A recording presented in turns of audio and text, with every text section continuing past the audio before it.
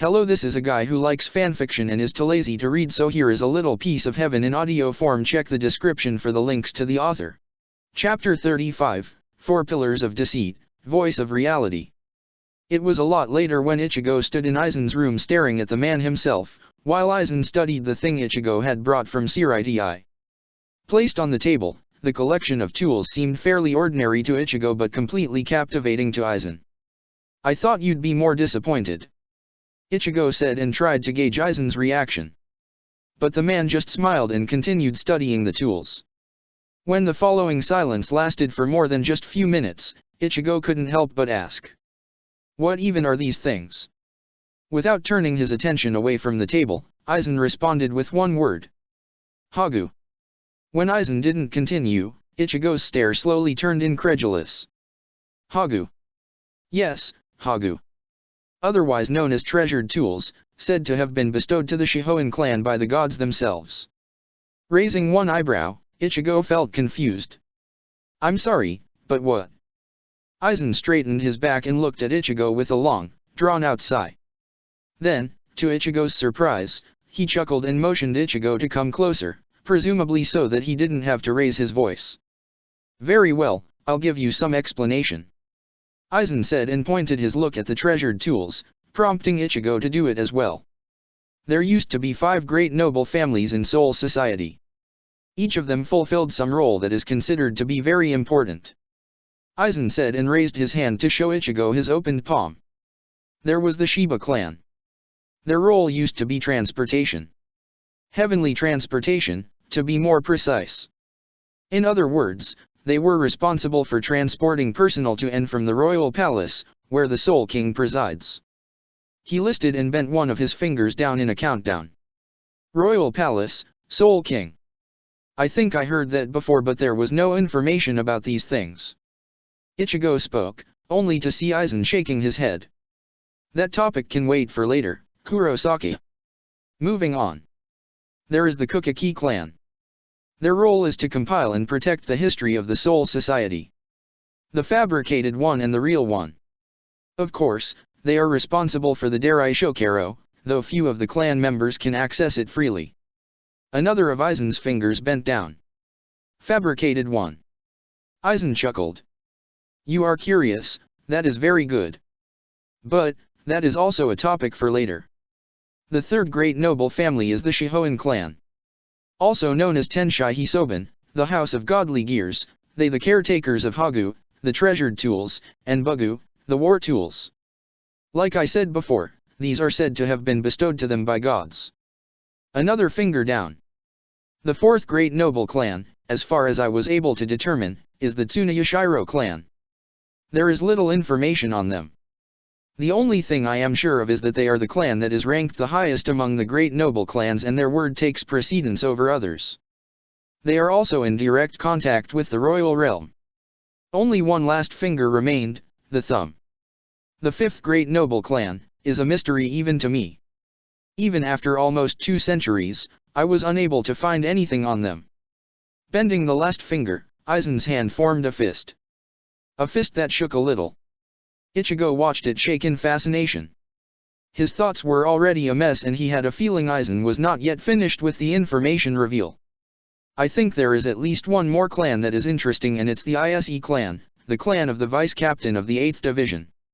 It is interesting in that they are not a noble clan per se, yet other clans, noble and great noble alike, hold it in great regard. Even if I don't know anything more, that alone suffice." Aizen walked around the table and pierced Ichigo with a deep, meaningful gaze. "I'm sure you've noticed the pattern, Kurosaki. These clans have one thing in common, and that is the past, something tied to the events which are themselves tied to the Soul King. For example, the tools in front of you. Treasured tools and the missing war tools. These are the garments and armaments of a godly soldier. One question arises, are they to fight for the god, or fight the god? Interpolating from that, another question becomes clear, are the clans of Soul Society protecting the truth or guarding it? Protecting the Soul Society and the Soul King, or guarding the Soul Society from the Soul King? What I'm trying to ask, Kurosaki, is whether is Soul Society and its clans keeping everything related to the Soul King for his protection, or is it for his containment? After the lengthy monologue, Aizen took a deep breath and renewed his gaze. What is the truth, Kurosaki? That is what I want to find out. The truth. However, the one who seeks the truth in a place full of lies is always unwanted in fear of revealing it to the sheep who are being led by the false shepherds. Remember that, Kurosaki. Ichigo wasn't sure how he got from Aizen's room and then to his own quarters, but, as he lay on his back with his gaze firmly set on the pane ceiling, he didn't complain. There was so much Aizen said directly and so much indirectly that Ichigo felt like his brain no longer fit inside his skull and needed at least 10 times more space than it already had. Noble clans, gods, tools, soul kings, and untold history. There were so many topics he could choose from and think about, yet his mind was surprisingly blank as a new canvas, ready to be painted on. What the hell? He sighed and rubbed his eyes. The mission in Siridi happened during the night and so he was fairly sleepy, yet he also wasn't. The mental strain from having to absorb loads of new information kept him from falling asleep. A groan escaped his lips. He needed an advice and he needed it bad. Old man. I'm here, Ichigo. What do you think? I think you would only waste your energy trying to understand a fraction of the puzzle that is missing the most important parts. If truth exists and you truly want to uncover it, you should not rush blindly. Go at your pace, the one that suits your speed. He's trying to manipulate me, isn't he? Most certainly. He is cunning and very convincing, so I can see where are your doubts coming from. But there was a slight pause. It caused Ichigo to nervously shift on the bed. Sometimes, there are no buts, Ichigo. Just like the Godei, Aizen is just a side of a coin. He is trying to pull you into the truth he believes in just as much as the Godei wants you to believe in theirs. It is you who has to decide which truth you want to believe in, if any at all. Why does everyone have to talk in riddles? Just tell me, what do you mean, old man?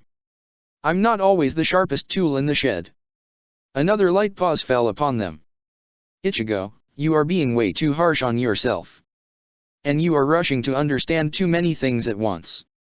All I want to say is that you should pick up the pieces of the puzzle from every side and only then reach the truth you want to believe in. Pushing his brows together, Ichigo formed a frown but felt somewhat better. I see. Thanks, old man. Though I should warn you, Ichigo. The truth isn't always just a coin. Sometimes, it can be a complicated shape that has more sides than any color has shades. Ichigo slightly raised his head and then smashed it against his pillow. You know, sometimes I hate you. There was no answer, but he could feel, rather than hear, Iwaka's small smile.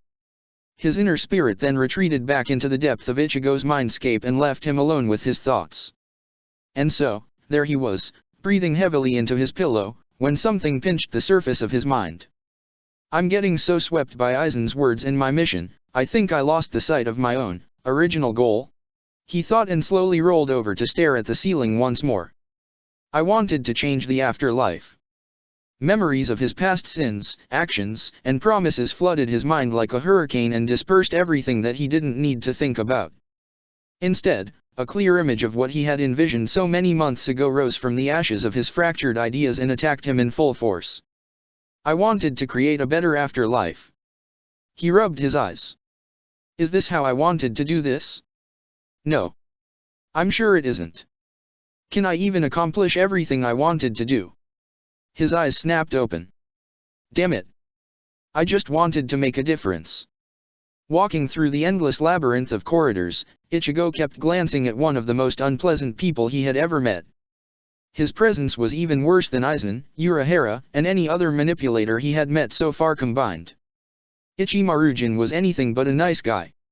It wasn't even the man's face, despite looking like a textbook example of a snake. No, it was something else. His spiritual energy alone was giving off vibes of something slimy and cold. Ichigo couldn't help but shudder every time and any time he had to deal with him.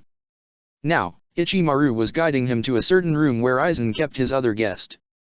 Ichimaru stopped in front of doors that led to a room created solely with the Sekizeki mineral and snidely pointed at the doorknob while taking a step back. Say hi to her for me, would you, Ichi-chan? Ichigo suppressed the urge to shudder and internally screamed. Ichimaru was smiling at him in a way that made him feel like he was submerged in ice-cold water while also being hunted by a basilisk.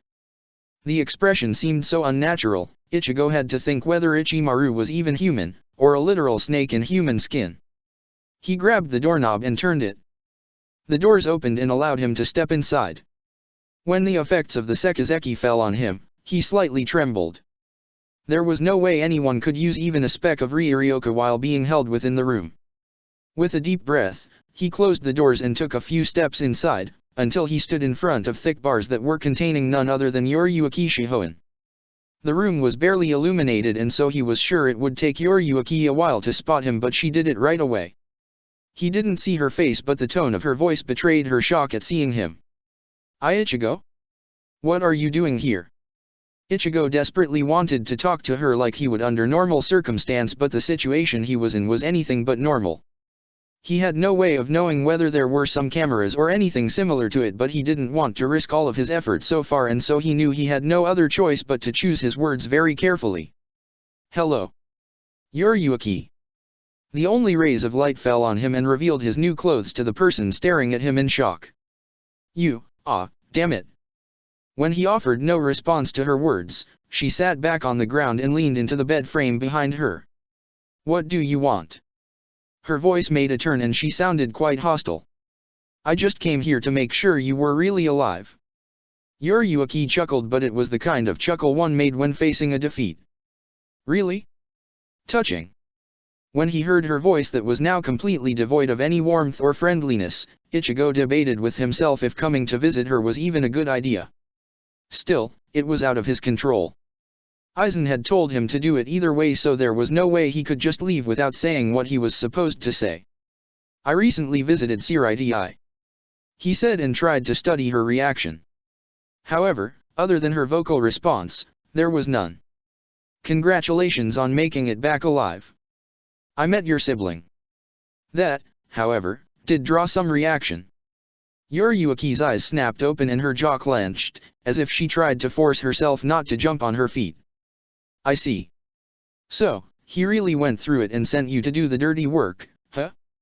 Good thing Yushiro was there. I assume he didn't let you take anything from the vault.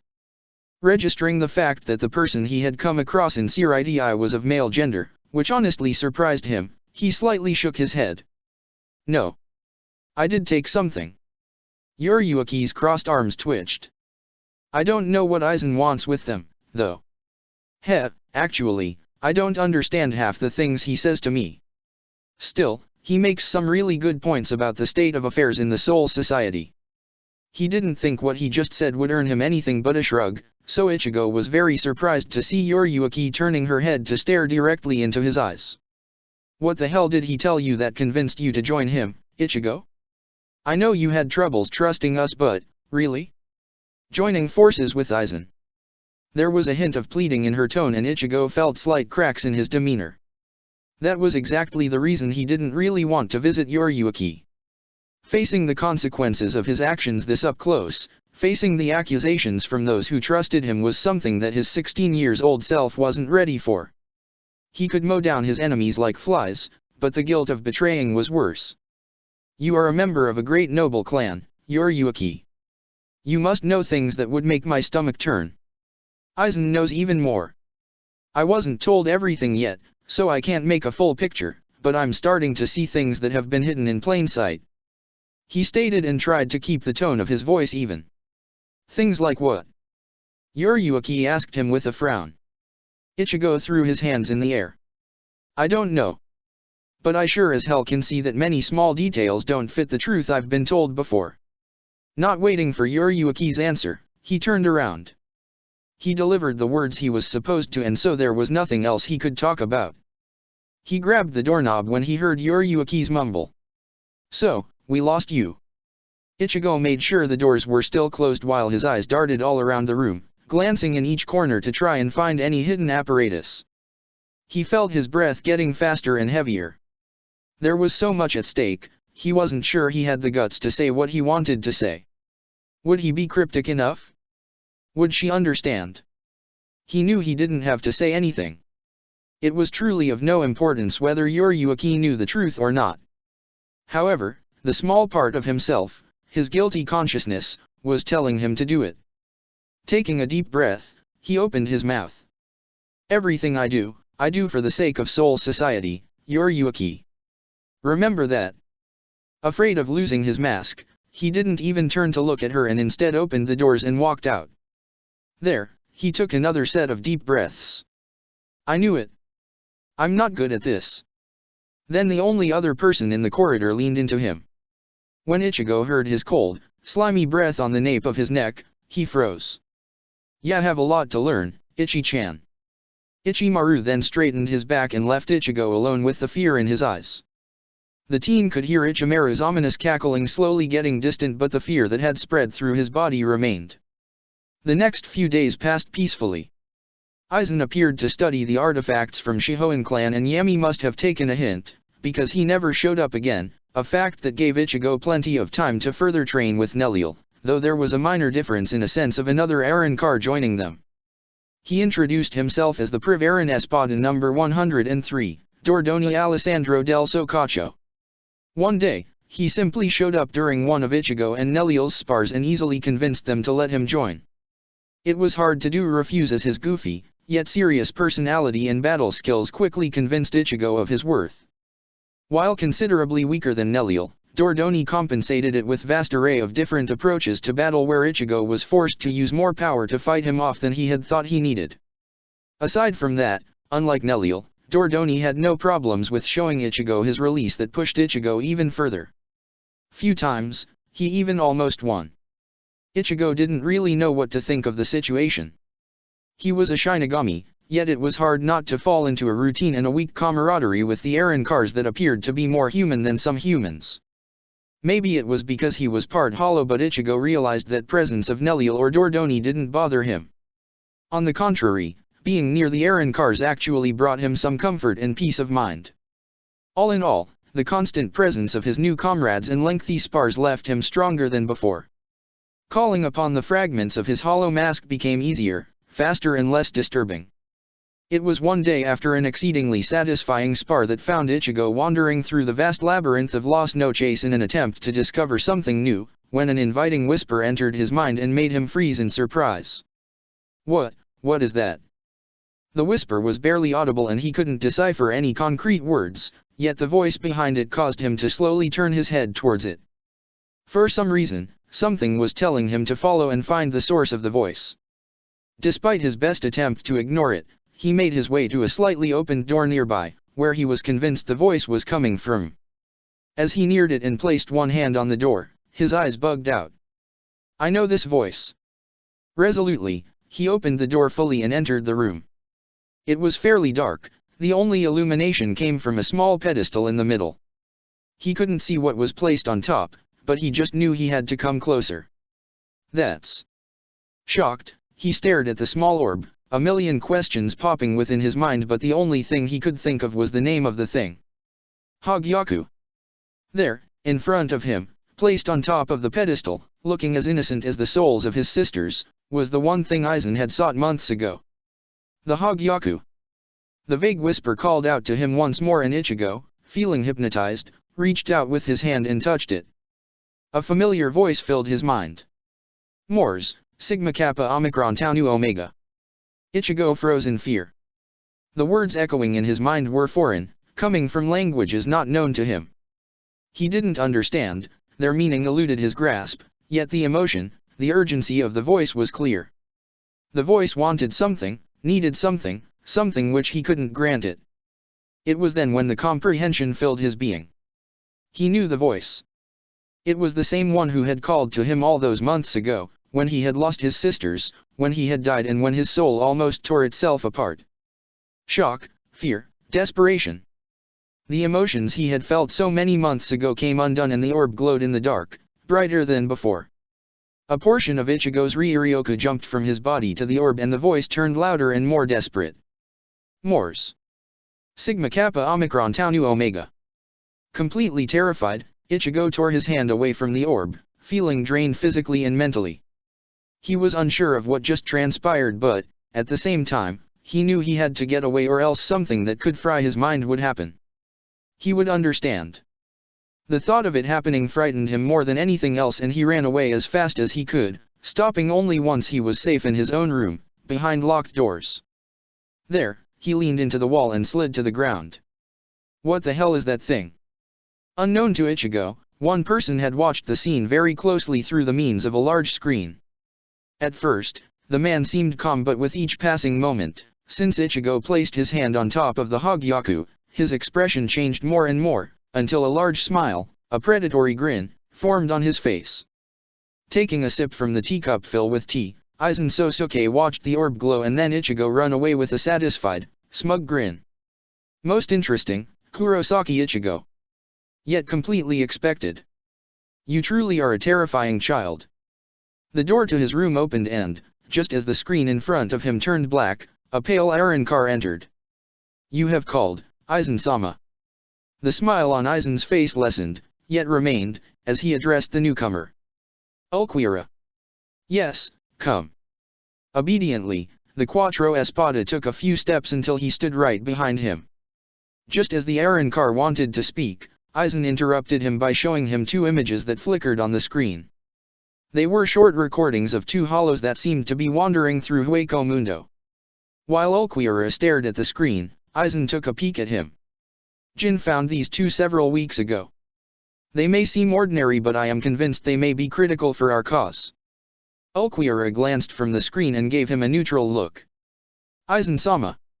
Aizen allowed himself a smirk. Yes, Ulquiorra. I want you to find them and bring them here. I will turn them into Arrancars so you can make them your fraction. Think of it as a favor. There was a hint of an emotion flickering across the usually impassive Arrancar's face as he blinked in surprise. Should I bring them at any cost, Aizen-sama? Aizen shook his head. Yes and no. Yes, I need them here. No, do not use force on them. Merely, convince them. You are very good at handling emotional personnel without resorting to violence, Ulquiorra. Use that. In any case, if they still refuse to come, you may mention the name of our new guest. While it can make them more temperamental, I believe it will definitely change their answer.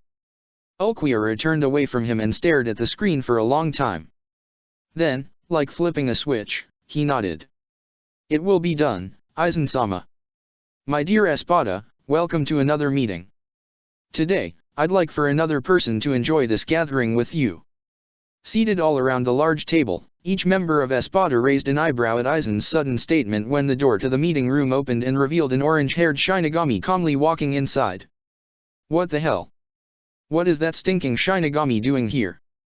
Grimmjow growled with an unconcealed hostility, causing Aizen to look at him with a fairly amused grin. Why, Grimmjow, does the presence of a Shinigami bother you so much? He asked. While Ichigo quickly took a seat, Grimmjow realized what he just said and gulped. Ah. I didn't mean it like that. Aizen chuckled. No fear, Grimmjow. I am in a very good mood today, so I'll let that slip pass. Though I shouldn't have to, I will explain Kurosaki-san's presence in just a minute. Meanwhile, please all enjoy the freshly brewed tea.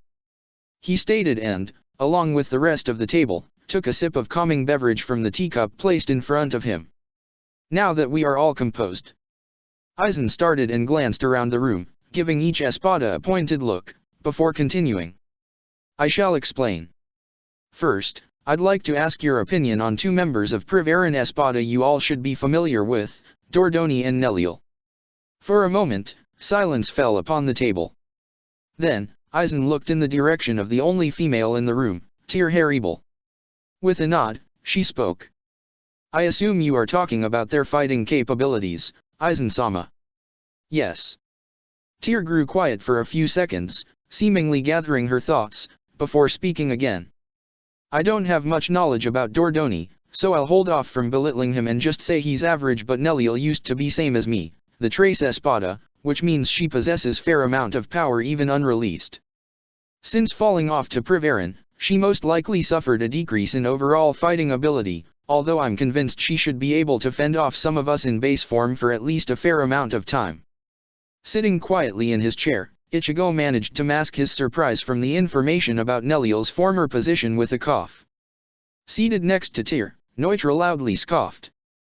Bullshit. Tyr merely ignored him, but Aizen didn't. He turned his attention to the thin Arrancar until the said person returned his gaze. Anything you'd want to add, Neutra? Facing Aizen's stare, Neutra flinched, but his innate conviction allowed him to reply. She's just a weak woman. Ichigo, following Tyr's own reaction, narrowed his eyes at him, yet both decided to remain silent. Aizen just smirked. I see. Is that why she used to beat you anytime you challenged her?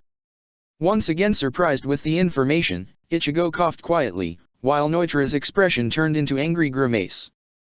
With one hand, he punched the table and caused the teacups all around the table to tremble. I'm stronger now. I never implied you aren't. I'm only pointing out the fact that, while weaker than before, Neliel's strength isn't something to scoff at. Wouldn't you agree? Aizen asked with a perfectly calm smile that caused Neutra to bite his tongue and reluctantly nod. Satisfied with that, Aizen turned to the rest of the table. My decision to speak about those two is the fact that they have been regularly sparring with Kurosaki, which, albeit slightly, increased their overall fighting ability. Neliel is still behind her previous power, yet she took several steps towards it. Such a phenomenon deserves a thought, don't you think, my dear Espada? Every head turned towards Ichigo, and the young Shinigami had to fight the urge to squirm under the intense collective gaze coming at him from every direction. Aizen glanced at him as well. Then he looked up and his gaze found the largest member, Yami. Another thing I'd like to bring is the sudden, fight, between Kurosaki and Yami. The Espada finally looked away from Ichigo, allowing him to take a deep breath. On the opposite end of the table, Yami briefly met Aizen's gaze, before looking away. Aizen's smirk returned. He gave Ulquiorra a pointed look. How would you describe the fight, Ulquiorra? I know you were watching it. Ulquiorra didn't look surprised and immediately opened his mouth, almost as if he had expected the question. Kurosaki Ichigo was different from when we met in the human world. While Yami seemed to have the advantage of larger physical strength, he was unable to fend off most of Kurosaki's attacks. On his current level, Yami stands no chance against full-powered Kurosaki. From the corner of his eye, Ichigo noticed Yami seething, but the large Arrancar remained quiet. Unlike him though, the rest of the Espada began to mutter among each other. A clap of hands quickly silenced them. Thank you, Ulquiorra, for the short, yet informative report. The last thing I'd like to talk about is the mission to the Soul Society where Kurosaki joined forces with Zamari. Zamari, I'd like you to tell the others what you have told me in your report. Aizen stated after clapping once. The dark-skinned Espada politely nodded and then looked at the others. I assume the specifics of the mission are not important, so I will focus on Kurosaki Ichigo. However, there is not much I can say. The mission was short, lasting only hours, barely enough time for me to form any sort of opinion on him.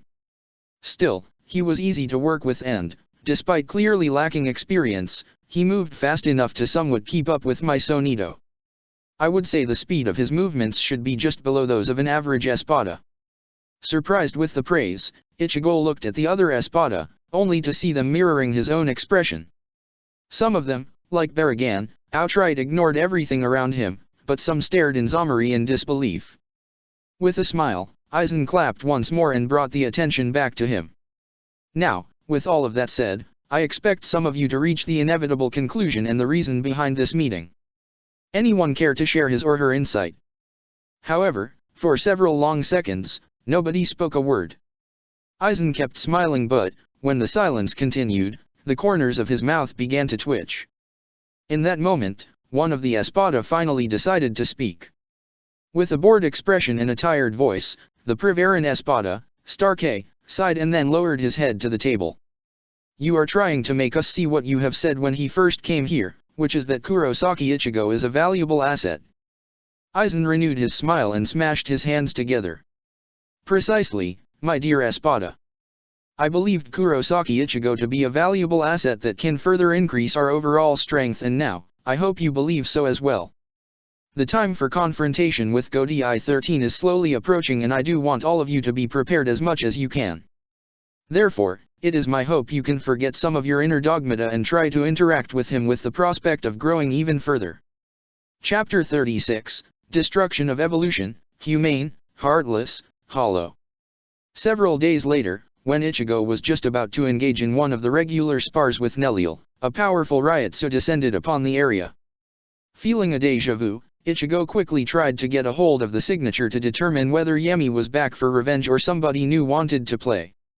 Though as soon as his spiritual sense took a lick from the foreign Ryotsu, the answer became clear. Okay, it's not Yemi. He glanced at Neliel, only to see her sighing heavily. She drooped her shoulders and slowly walked away from him, giving a clear impression of resignation. Even if she wanted to stop the inevitable, they both knew it would be pointless. With what had happened at the meeting with Espada, it was obvious Aizen had given each member of the group a permission to engage him in a spar anytime they wanted to.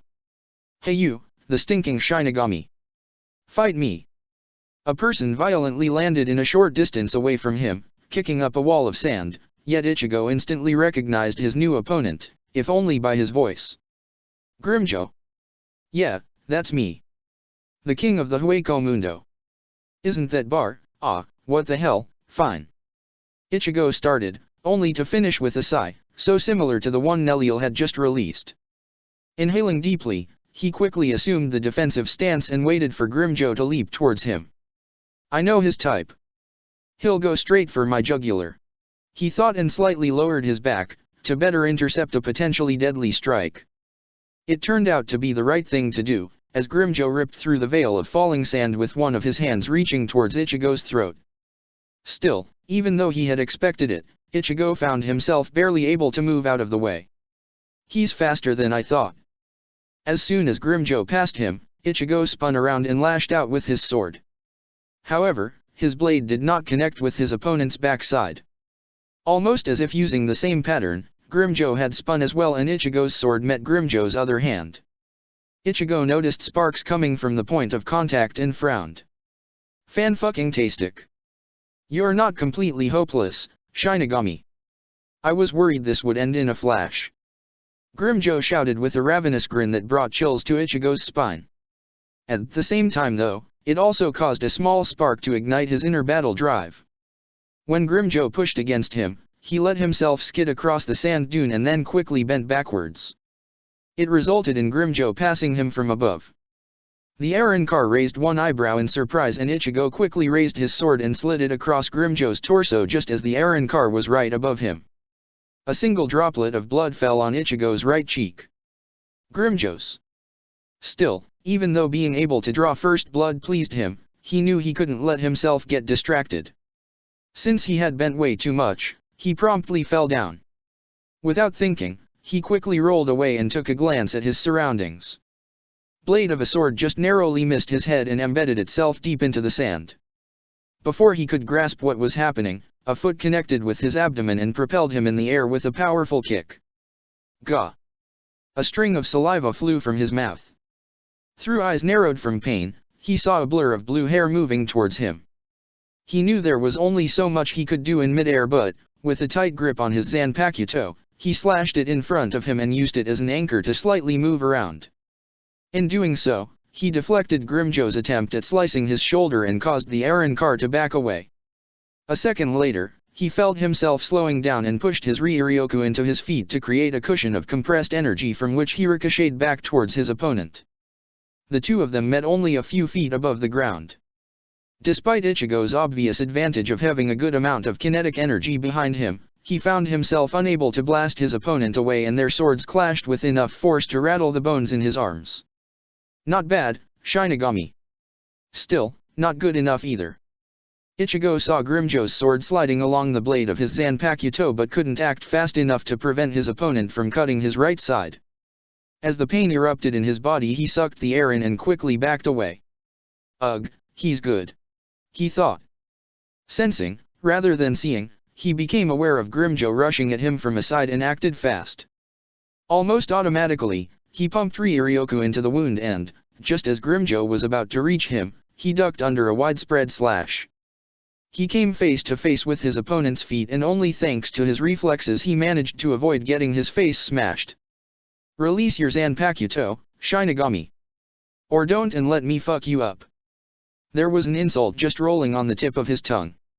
With a clenched jaw, Ichigo forced himself to stay silent and quickly debated with himself. I'd so like to smash his face and shut him up, but I really don't want to release Zanjutsu. It's way too early. However, after 2 more clashes, when a deep incision on the left side of his chest dripped several droplets of blood, he changed his mind. Bleach their souls, Zanjutsu. He muttered and let his Ryutsu explode around him in an attempt to invigorate himself and to enlarge the fire of his instinct. Spotting Grimmjow in front of him with a smirk on his face, he rushed forward. Immediately, the change could be felt. While he still appeared to be weaker than his opponent, Ichigo no longer found himself getting pushed back. Instead, the 2 of them exchanged blows almost as equals. He still suffered several cuts and gashes, but he wasn't the only one. After few more minutes, Grimmjow's torso was filled with half a dozen lacerations that made him slowly lose blood. Now we're talking, Shinigami. In a few years, maybe you'll even force me into my own release as well. Biting away his retort, Ichigo opted to just send an annoyed scowl in Grimmjow's direction that caused the Arrancar to grin almost inhumanly. Grimmjow licked his busted lip and then spat the blood. Though I heard you can do something to augment your power even further. Do it. Show it to me so I can kick you in the ground with it. Instead of giving out a clear reaction, Ichigo just let the fragments of his mask to form on his face. It was now big enough to cover the area from above his right brow all the way down across his cheek and to lower part of his chin. It was just few pieces shy of covering half of his face. Ichigo saw Grimmjow's surprise. It was hard to tell whether it was because of his changed visage or because of the change in his Ryutsu, but, truthfully, he didn't really care. As always when he let his mask form, most of his emotions and feelings got replaced with an insatiable hunger for battle, an instinctive thirst for animalistic satisfaction. However, he was still very much in control. With speed unlike before, he vanished from his position only to appear right above Grimmjow with his Zanpakuto already descending down. Despite his surprise, his opponent managed to raise his own sword to act as a defense, but it mattered little. Using the augmented strength, Ichigo pushed Grimmjow's sword down and sliced him cleanly across the whole torso with few drops of blood spraying both their faces. There was a tiny voice telling him to continue, but Ichigo forced himself not to attack any further and just wait for Grimmjow's reaction. It was, after all, still just a spar. There was no need to mortally wound him. Even though it would make things easier. He thought bitterly. A loud gasp brought him back to the reality and he watched as Grimmjow's whole body shook. With his left leg violently trembling, the Arrancar fell on one knee only to growl and force himself back up. For a moment, it looked like he wanted to continue fighting, as there was an almost maniacal glint in his eyes, but then he roughly spat on the ground and sheathed his sword. With a grunt, he gave Ichigo a short nod and then turned away from him. Watching him quietly leave, Ichigo blinked in surprise. The realization of what just happened hit him hard and left greater impact on him than he had thought it would. Did I just force the 6th strongest Espada to walk away? But, how? Did I really get stronger even though I can't hear Zanjutsu? Adrenaline in his body slowly faded away and left Ichigo feeling spent. He took deep breaths to calm his lungs, and just as the flame within him died down to a small spark, Neliel patted his shoulder. When he glanced at her, he noticed there was a small smile playing on her lips. You are full of surprises, Ichigo. Grimmjow can be a difficult opponent. In between breaths, he let out a snort. Heh, what can I say, I'm just too good. When Neliel shook her head in exasperation, Ichigo grew serious. Joking aside, I'm as surprised as you are. I didn't think I could get so much stronger in just 2-3 weeks. He admitted with a frown. While he was happy with his progress, it reminded him way too much of his time at the academy, where most of the school had considered him to be some sort of a monster, something that was not normal. When Neliel shrugged, he let out another sigh. He liked the female Arrancar, he really did, but there were times when he was sure she was pretending not to understand him. Almost as if she was wary of getting too close to him. Before he could truly ponder about it though, 2 figures appeared in short distance away from them. Oh, come on. Who is it this time? Ichigo groaned and twisted his body to look at the newcomers. Ah, crap. Walking towards him was an unlikely duo, the Primera Espada, Starkey, and Tercera Espada, Tir Horrible. With yet another sigh, Ichigo slowly took out his Zanpakuto and assumed defensive stance. He knew he was outclassed but hoped he could survive without receiving serious injuries. However, when the two of them took another set of steps closer without even raising their hands or releasing Ryotsu, Ichigo allowed himself to slightly relax.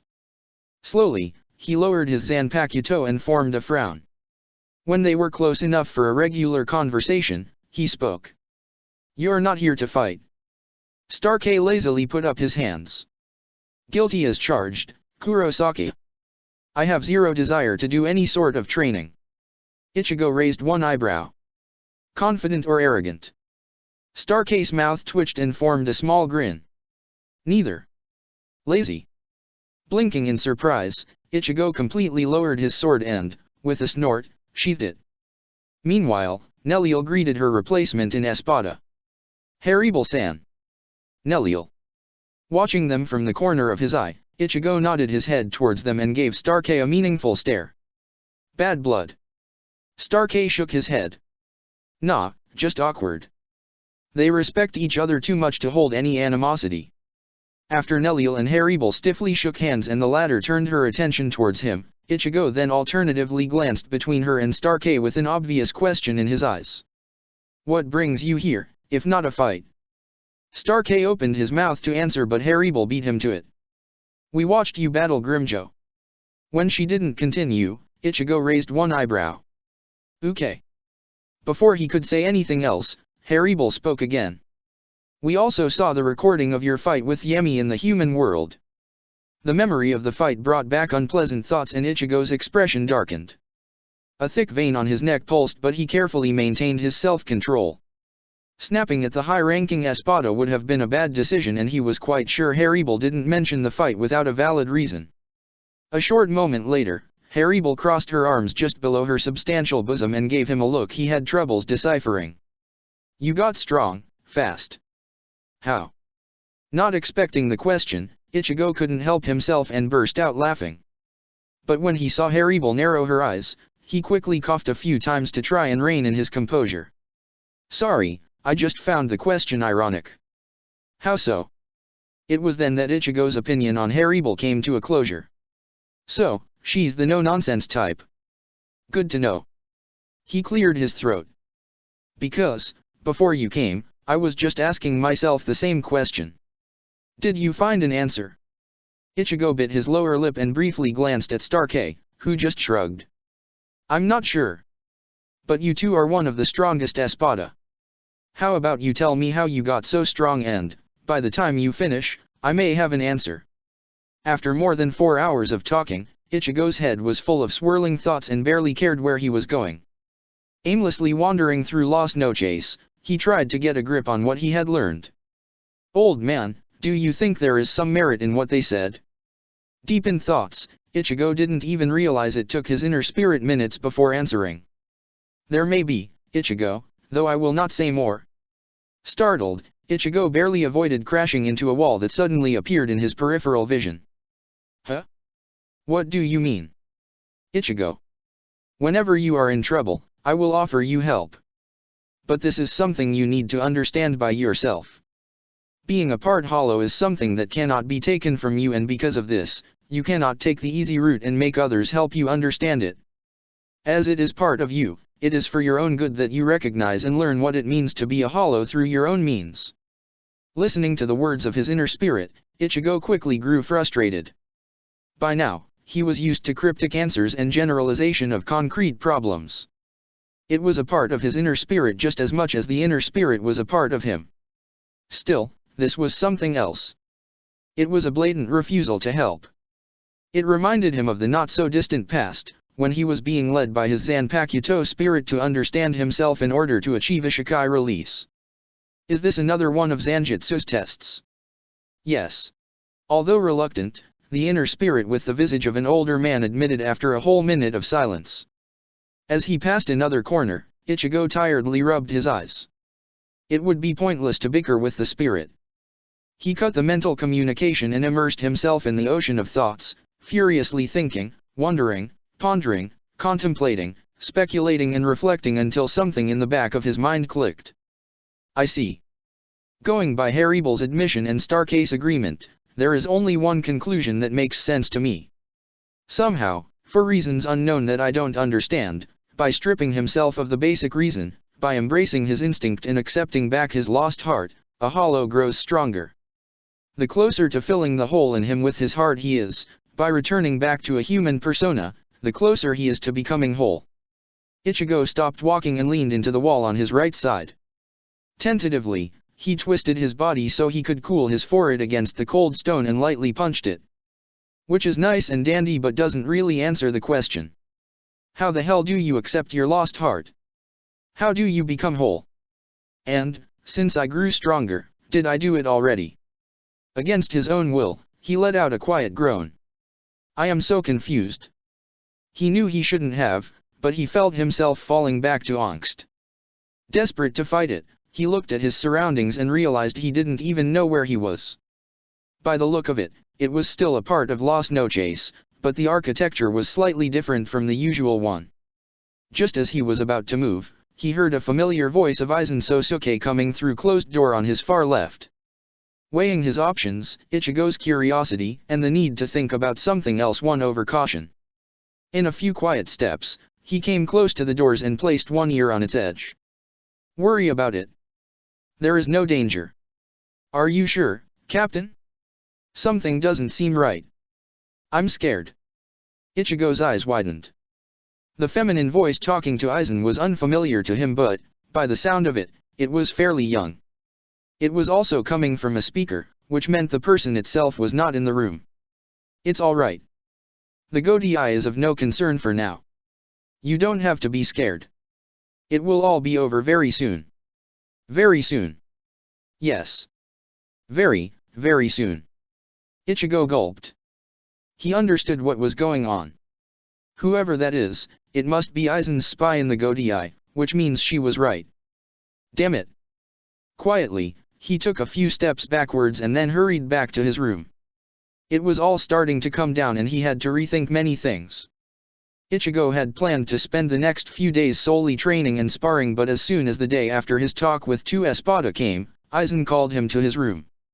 Because of the conversation between Aizen and his spy that he had overheard, Ichigo entered the room with minor trepidation. Ah, Kurosaki. Welcome. Tea. Careful not to let the man know about his nervousness, Ichigo accepted the steaming teacup and hastily took a shallow sip. Once he sat down on the chair opposite of Aizen, the man looked at him with sparkling eyes that caused him to involuntarily gulp. Don't worry, Kurosaki. Your fight with Grimmjow was to be expected. Nothing to worry about. Ichigo numbly nodded and waited for Aizen to continue. Though there is something I do worry about. Shiver ran across Ichigo's spine and he tried to mask it by chugging more of the tea, only to cough from pain when the hot liquid hit the inside of his throat. Careful with the tea, I finished brewing it only seconds before you came. You don't want to burn yourself, do you, Kurosaki? Ichigo fought against the tears forming in his eyes and gazed upon Aizen with an unreadable expression. On the outside, he tried to appear calm, but on the inside, he was beginning to panic. Of course not. So, what do you worry about? A ghost of a smile played on Aizen's lips as he brought his own teacup to his mouth and quietly sipped a small portion of tea before speaking again. I have a feeling the Godai is trying to form some unexpected strike against me. Very fast, Ichigo put the teacup back on the table. He could feel his hands trembling and didn't want to needlessly bring more attention to himself by rattling the teacup. You sure? Feels like it's been quiet. Aizen's mouth formed a smile. Exactly, Kurosaki. Exactly. Ichigo blinked and stared at Aizen with an obtuse gaze. Huh. Putting the teacup on the saucer, Aizen leaned in his chair and made himself comfortable. You see, Kurosaki, I find it amusing, no, curious, that ever since your defection the Godai 13 have been acting fairly normal. It was my understanding that you were becoming quite famous and your defection should have created at least some sort of commotion. Yet nothing of the sorts happened. Aware of Aizen's observant gaze following every nuance of his movements, Ichigo felt trapped in his own body. His mind was screaming at him to run, to rush through the door and never look back, but at the same time he knew doing so would be a suicide. Locked in battle between his reason and his instinct, he simply froze. The lock on his cage came undone only when goosebumps formed on his arms and his heart began thumping like crazy. Against his animal urge to flee, he looked back at Aizen with a defiant stare. How would you know that? It's almost as if you were monitoring the entirety of Siridi. Meeting his stare for a few long seconds, Aizen suddenly chuckled. Very good, Kurosaki. It is true I cannot see every part of Siridi, so there may have been small gatherings of Shinigami who voiced their opinions on the matter and were simply squashed under the weight of bureaucracy, secrecy, and scheming high-ranking officers. I admit the possibility. Ichigo allowed himself a brief moment of relief but still kept his guard up. Or maybe I just wasn't that popular. Aizen shook his head. Now, Kurosaki. It is a good thing to be modest, but do not undermine your influence on the Soul Society. You are not just another Shinigami. No, you are unique. Using the opportunity to appear humble, Ichigo lowered his head and hid his expression for a second. While doing so, he let go of his rigid expression. Thanks I guess. Aizen laughed and then waved his hand, which was a universal sign of being dismissed. Still jittery, Ichigo muttered his thanks for the tea and hurriedly left the room. Once he was outside and behind a corner, he leaned into the wall and tried to ignore his shaking knees. Damn it to hell, that was way too close. I thought I was done for. With one hand on his chest, he could still feel his heart beating a marathon. One of these days, I'm going to go down as the youngest Shinigami to die from a heart attack. He remained still for another 5 minutes. Only when his knees finally stopped shaking and his heartbeat lessened, he began to walk away. In his mind, he returned to one of the things Aizen had just mentioned. Unique? Aizen, please, we both know I'm nothing but a weird amalgam of odd stuff. He thought with a snort. Yet, he couldn't help but to feel unsure of himself. Why was he so different? Was it truly just because of his mixed heritage? Or was there something else? A recent memory of a foreign voice coming from Hogyaku flashed within his mind and made him stop walking. There was something about the voice he could swear was familiar, despite being completely alien. It was like a magnet of an opposite pole that was trying to draw him in. Before he realized what he was doing, he found himself back in the room with the small orb that stared at him from the top of the pedestal, looking as innocent as a white, untouched snow. Ignoring the echo in his mind, the voice that kept repeating the same 3 foreign words, he reached out with his hand and placed it on top of the orb. Acting on instinct, he focused on his spiritual energy and willed a large portion of it into the orb. Like a light bulb, the Hogyaku glowed in the dark with intensity never seen before. Ichigo could feel the light burning his eyes, yet he stared straight at the source until the echo in his mind became too loud and he hurriedly withdrew his hand. Without a warning, a sense of dread and unspoken fear filled his body and caused him to flee without looking back. Unknown to him, once he was far away from the room, a different person entered. With a curious expression on his face, Aizen Sosuke walked to the Hogyaku and pushed several buttons on the pedestal, hidden from plain view, but visible to him. Immediately, a colorful hologram formed just above the orb with multitude of lines running across the entirety of the object, only for a small speaker to announce its findings with a quiet beep. Shocked at the numbers and letters glowing in front of his eyes, Aizen's expression slowly morphed into one of extreme satisfaction as he glanced at the door, through which Ichigo had fled.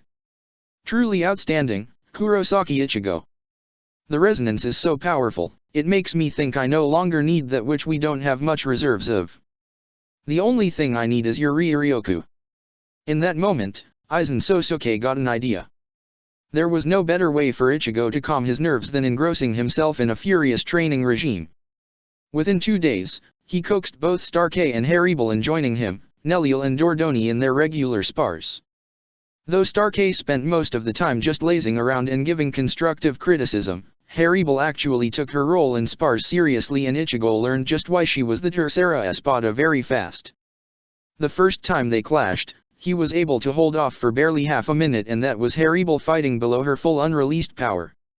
When the similar result occurred for the second time, she motioned Ichigo to sit down with her. A bit winded, Ichigo plopped on the sand without arguing and gave the Tercera a curious glance. She sat next to him and, to his bewilderment, poked his bare upper arm with her finger. Shuddering at the contact, Ichigo instantly moved away. "What are you doing?" She ignored him and poked him one more time.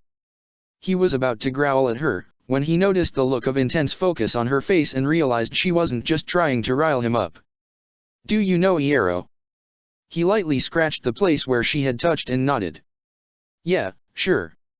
It's the hollow version of a defense mechanism, a sort of iron skin that makes it harder for blades to penetrate." Haribel tilted her head and for some reason, it made Ichigo very conscious of his reply. Did he say something wrong or incorrect? Staring straight in his eyes, Haribel took out her sword and made a swift movement with it, causing a shallow cut to appear on his upper arm. Jerking in surprise, Ichigo almost snapped at her when she took his right hand and placed it on her bare stomach. It was such a mind-boggling move that Ichigo didn't even have the time to feel the anxiety he usually felt. Instead, he just yelped in surprise and yanked his hand from her grasp. Embarrassment assaulting his mind, his cheeks gained slight pink complexion. The hell? Whether Haribel was aware of his discomfort or not was debatable, but when she spoke, it was clear she at the very least ignored it. "What did my skin feel like?" As his throat dried up, Ichigo avoided her stare and instead lowered his head and stared at his knees. But there was no way of avoiding her question. He had to answer. "Soft." He muttered begrudgingly and briefly hoped the ground would just open and swallow him whole. He glanced at Haribel and saw her nodding. "Yes. Now take out your sword and do what I just did." Ichigo's head snapped up and he stared at her in disbelief. The Tercera Espada was completely destroying his usual pace without even trying. However, the look she was giving him told him that she wasn't joking around. And so, with a sigh, Ichigo unsheathed his Zanpakuto, placed its blade against her bare stomach and sharply moved it to the side. Yet there was no blood and certainly no cut on her abdomen. Instead, Ichigo felt a slight push against his blade, a sort of a block that prevented him from cutting her skin, and only sparks appeared. Huh. He stared at her stomach with a dumb expression until he noticed her pointed gaze. Iero is not something we simply activate in a fight. It is a passive ability. I noticed in fights. You don't have it passively. You focus on it only in a fight. Which makes it inferior because it is dependable on your will, intent, and focus. Ichigo just continued staring at her. Huh. You are part hollow, no? Haribel asked. The normality of the question finally caused his brain to restart and he shook his head to clear his thoughts. Yeah. I am. Haribel nodded. Then you should have Iero as passive ability. Your defense is too weak. Get Iero. When she didn't say anything after that, Ichigo opened his mouth to raise a question, but then a memory long forgotten resurfaced from the depths of his mind. A memory of him wandering through Rokanga and meeting people he had slaughtered in an attempt to cleanse the land. I did have something like that. Once. Before I even met my Zanpakuto spirit. Haribel gave him a fixed stare. I do not know the Shinigami way. My Zanpakuto spirit is a part of my soul. He is also the one that contains my hollow part. Haribel once again tilted her head. Then maybe it was him that maintained your version of Iero. Before you met. Not anymore. Not sure what to say to that, Ichigo opted to remain silent. What Haribel said made some sense to him, though he wasn't any closer to understand just how he could turn his Iero into a passive ability. With a small turn of his head, he looked at Stark, but the man just shrugged. I never thought about it. No hollow does. It just comes instinctively. With a flip of a switch, Ichigo's eyes widened in realization. That's it. Instinct. Startled by his sudden exclamation, Stark gave him an incredulous look, but Ichigo was already closing his eyes and didn't see it. In a flash, Ichigo entered a meditative state and began self-reflecting. Iero is a hollow ability. Zanjutsu, just like me, is part hollow. He always emphasized that our hollow part acts like an instinct. When I try to harden my skin in a battle, I always focus on my hollow Ryoryoku. It all comes down to a hollow instinct and everything hollow-like. Digging deeper in his mind, Ichigo attempted something he had been trying for a few weeks now. Thinking about his spiritual energy, he visualized it as 3 rivers filled with differently colored water. Each river was supposed to represent the different Ryuryoku flowing through him. One for pure Shinigami. One for pure Quincy. One for pure Hollow. So far, he relied on a different approach when drawing out his spiritual energy, but now, when he knew he had to change his ways, he focused as hard as possible and slowly, flickering like a corrupted light bulb, 3 deep trenches formed in front of him. Careful not to let go of his concentration, he opened the proverbial taps and let the trenches fill with meticulously separated liquids. The first one that appeared was bright blue. Concentrated and powerful, it flowed down like fresh water from the woods. Second one was dark red, partially black. With a metallic taste of blood but thick consistency of molasses, it created an eerie effect that brought chill to his bones but harmony to his inner fire. The last one to appear was whiter than white. Pure and light, it was hard to think of it as a liquid. With a touch of Mother's hand, it caused a smile to form on his face. Clearing his thoughts with a forced blinking, he shifted his attention back to the river in the middle. All right, if I'm right, there is only one possible solution to this. Since Iero is a passive ability, I have to let a small portion of my hollow Ryuryoku flow within me freely at all times. Instinctively, it should know by itself what it needs to do. One deep breath later, Ichigo gazed upon the middle river with a determination glowing in his eyes. In a flash, he approached the edge of the river and crouched down. In a distance, hovering right above the rivers, there was a large orb representing his own self. A thick portion of the bright blue river seemed to be constantly flowing into it. He could see an empty road going from the middle river as well. Most likely used for channeling my hollow Ryuryoku whenever I use my mask. There was also a minuscule dry road coming from the third river, but, for the time being, he ignored it. Instead, he focused once more on the river in the middle. Reaching towards it with his right hand, he raised his index finger and dipped it into the thick liquid. Then, with a flick of his wrist, he imagined a road forming from the tip of his submerged finger and towards the orb of his self. His mind obeyed the command and soon, a narrow artery appeared with the dark liquid slowly flowing through it and into the orb. Once it reached its destination, Ichigo felt a jolt of energy that tore him from his mind and back to the real world. When he opened his eyes, he noticed each member of his group intently staring at him. Before he could speak, Haribel swiftly sliced at his arm with her sword. There was no blood, only sparks. She looked up at his face and Ichigo was fairly sure she formed a tiny smile of approval. Though it was hard to tell because of the high collar of her jacket that was covering lower part of her face all the way to her nose at all times. Well, whatever you did, it seems to be working. Neliel said with an encouraging smile while Starkey gave him lazy thumbs up. Ichigo chuckled. Thanks. It's a start, but I think it's still rather weak compared to any Eren car. I'll try to work on it any time I can. In that moment, a loud explosion rocketed the entirety of Las Noches. Jerking in surprise, Ichigo twisted his head towards the direction of the blast, only to see flames and a large smoke screen filling the air. Something small shot through the cloud of smoke and landed in a distance. What's going on? With one hand on Ichigo's shoulder, Starkey slowly stood up and narrowed his eyes and the flames. That's Sailaporo's laboratory. Before anyone could speak again, the thing that landed in the sand suddenly rushed towards them, stopping only once they could see its identity. With his eyes bugging out, Ichigo shivered and felt as if cold steel of a blade touched his stomach. Yuryuki-san. There, not that far away from him, lowered on all fours and staring straight at him, was Yuryuki Shihoin. However, there was obviously something very wrong with her. She was hissing like a cat and something akin to an electrical field surrounded her whole body. The worst and most terrifying fact though, was a hollow mask slowly forming on her face. Ichigo could think of one thing.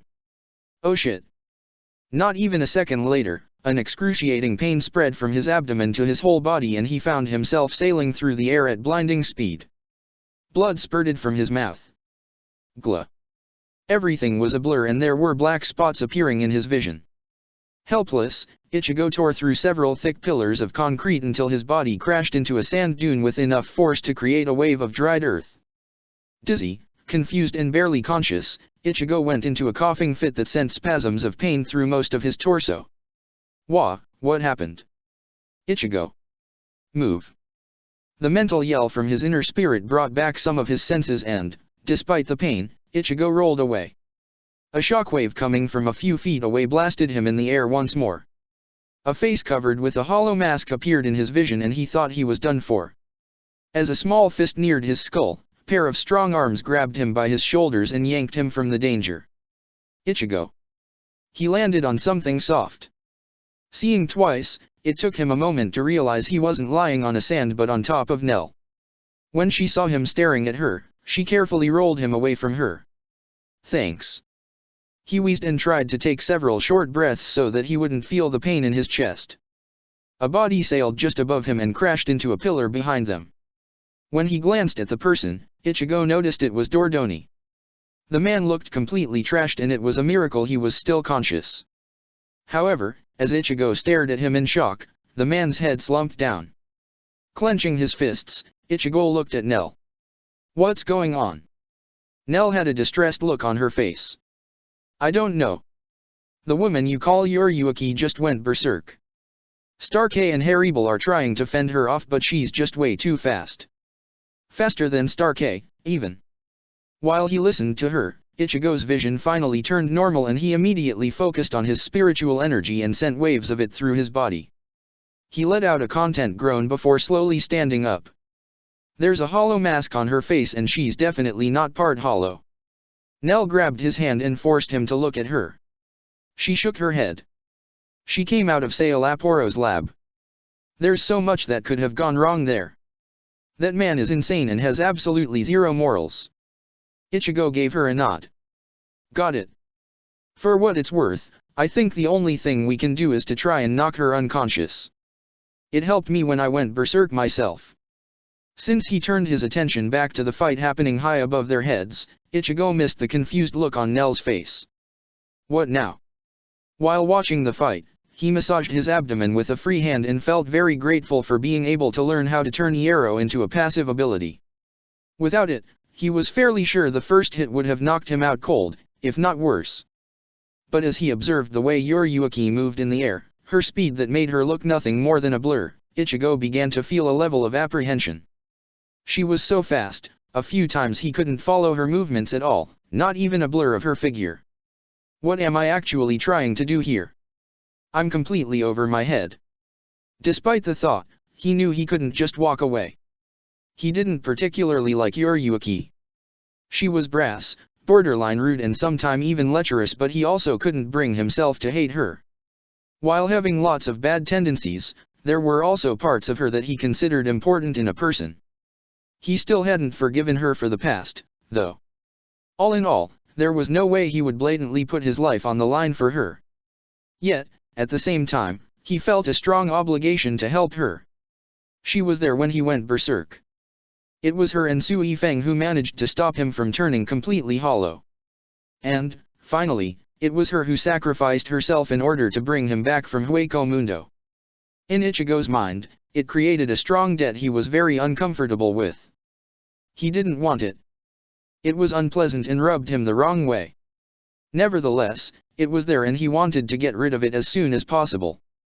Tapping into his spiritual energy, he quietly released his Zanpakuto and let his hollow Ryuryoku form as much of his mask as he could.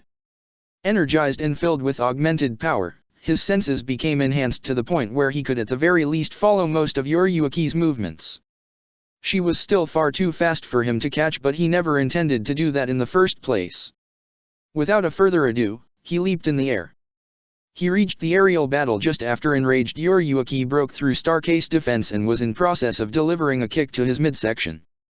Using the sole of his feet, Ichigo hit her shin with enough force to stop the attack and to hear a loud crack. He bit his tongue in order to prevent himself from crying out, but, to his surprise, it wasn't his bone that cracked. Yoriyuki released a deafening roar. The lower part of her right leg seemed to be bent in a wrong way, but the shockwave from her voice alone prevented Ichigo from pressing his attack any further. Falling through the air, he glanced at Starkey and gave him a small nod. The man looked like he wanted to send him away, but, in the end, opted for a nod as well. There was no space for words in a true battle. Acting on instinct, Ichigo hastily leaned to the side to avoid a nasty swipe, but still ended with a gash on his shoulder, courtesy of Yoryuki's elongated nails. He quickly spun around to follow her path and saw Haribel's sword forcing Yoryuki to abandon her attempt to claw at him again and duck. Before she could spring into action again, a kick to the back of her head sent her crashing through several sand dunes. It looked like Nell officially joined the fight as well. Still, even with 4 combatants, hollow-fied Yoryuki proved to be a rather difficult opponent. With her superior speed and proficiency in close combat, she managed to score several dangerous hits that left each of them gasping for breath. Since the hollow energy flowing through her was constantly regenerating any injury she sustained, the battle quickly turned into a fight of who would tire out faster. A few minutes later, Ichigo clutched his right thigh and tried to ignore the pain from having his femur bone broken via a vicious punch that was supposed to dislocate his knee. His hollow Riryoku worked its thing and meticulously repaired the damage, but he was slowly getting a bit tired. From the looks of the other combatants, he wasn't the only one. Since Starkey and Haribel were one of the strongest members of Espada, they could not enter their release while within the space of Las Noches and therefore were fighting on a percentage of their total power, a fact that was starting to show. Nell too, was unreleased but for another reason unknown to him. They needed a game changer and fast. Fortunately, just when his broken bone snapped back into its place, another source of Ryotsu appeared on top of a nearby wall. It was Aizen. Ichigo let out a sigh of relief. I never thought I'd be actually happy to see him. The man was staring at him with a serious expression, which truthfully surprised him. In a flash, Aizen appeared next to him. I apologize, Kurosaki. It appears Yoryuki Shihoin tried her luck during a routine examination and attempted to break out, only to smash vials of several potent substances in one of my Espada's laboratory. The combination is highly toxic and is turning her into a hollow fast. Ichigo felt like he had a choice. To believe Aizen's words or not. However, when he watched Yoryuki release another roar, he abandoned that thought. He had to believe him. The fact that Aizen rarely looked as serious as he did now only further increased his belief. How fast? Aizen looked at him with a piercing gaze. Very fast. Unless we do something, she'll turn into hollow long before you reach the limit of your own stamina. Ichigo pressed his lips together until they formed a thin line. Then he spoke again. Any plan? The sound of blows being exchanged turned insignificant when Aizen silently handed him a small orb. An orb Ichigo knew to be the Hogyaku. The sheer shock of the action almost caused him to drop the small bundle of power. What? This is the Hogyaku, Kurosaki. It's the only thing that can save her now. His mouth getting dry, Ichigo licked his lips and gave him an incredulous look. Right. What the hell am I supposed to do with it? And why give it to me? After making sure the fight was still going on, Aizen glanced at him.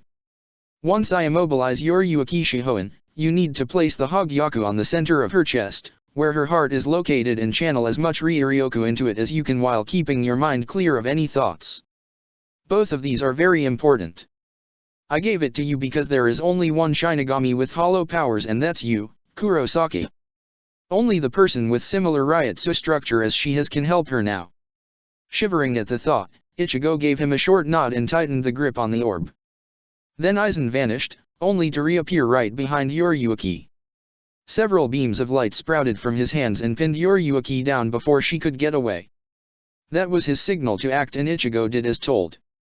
In a single shunpo, he crossed the distance between them and hastily placed the Hogyaku on squirming Yoryuki, completely disregarding the electrical field surrounding her body that was painfully shocking him. Gritting his teeth, he pushed the orb into her chest and focused on his spiritual energy.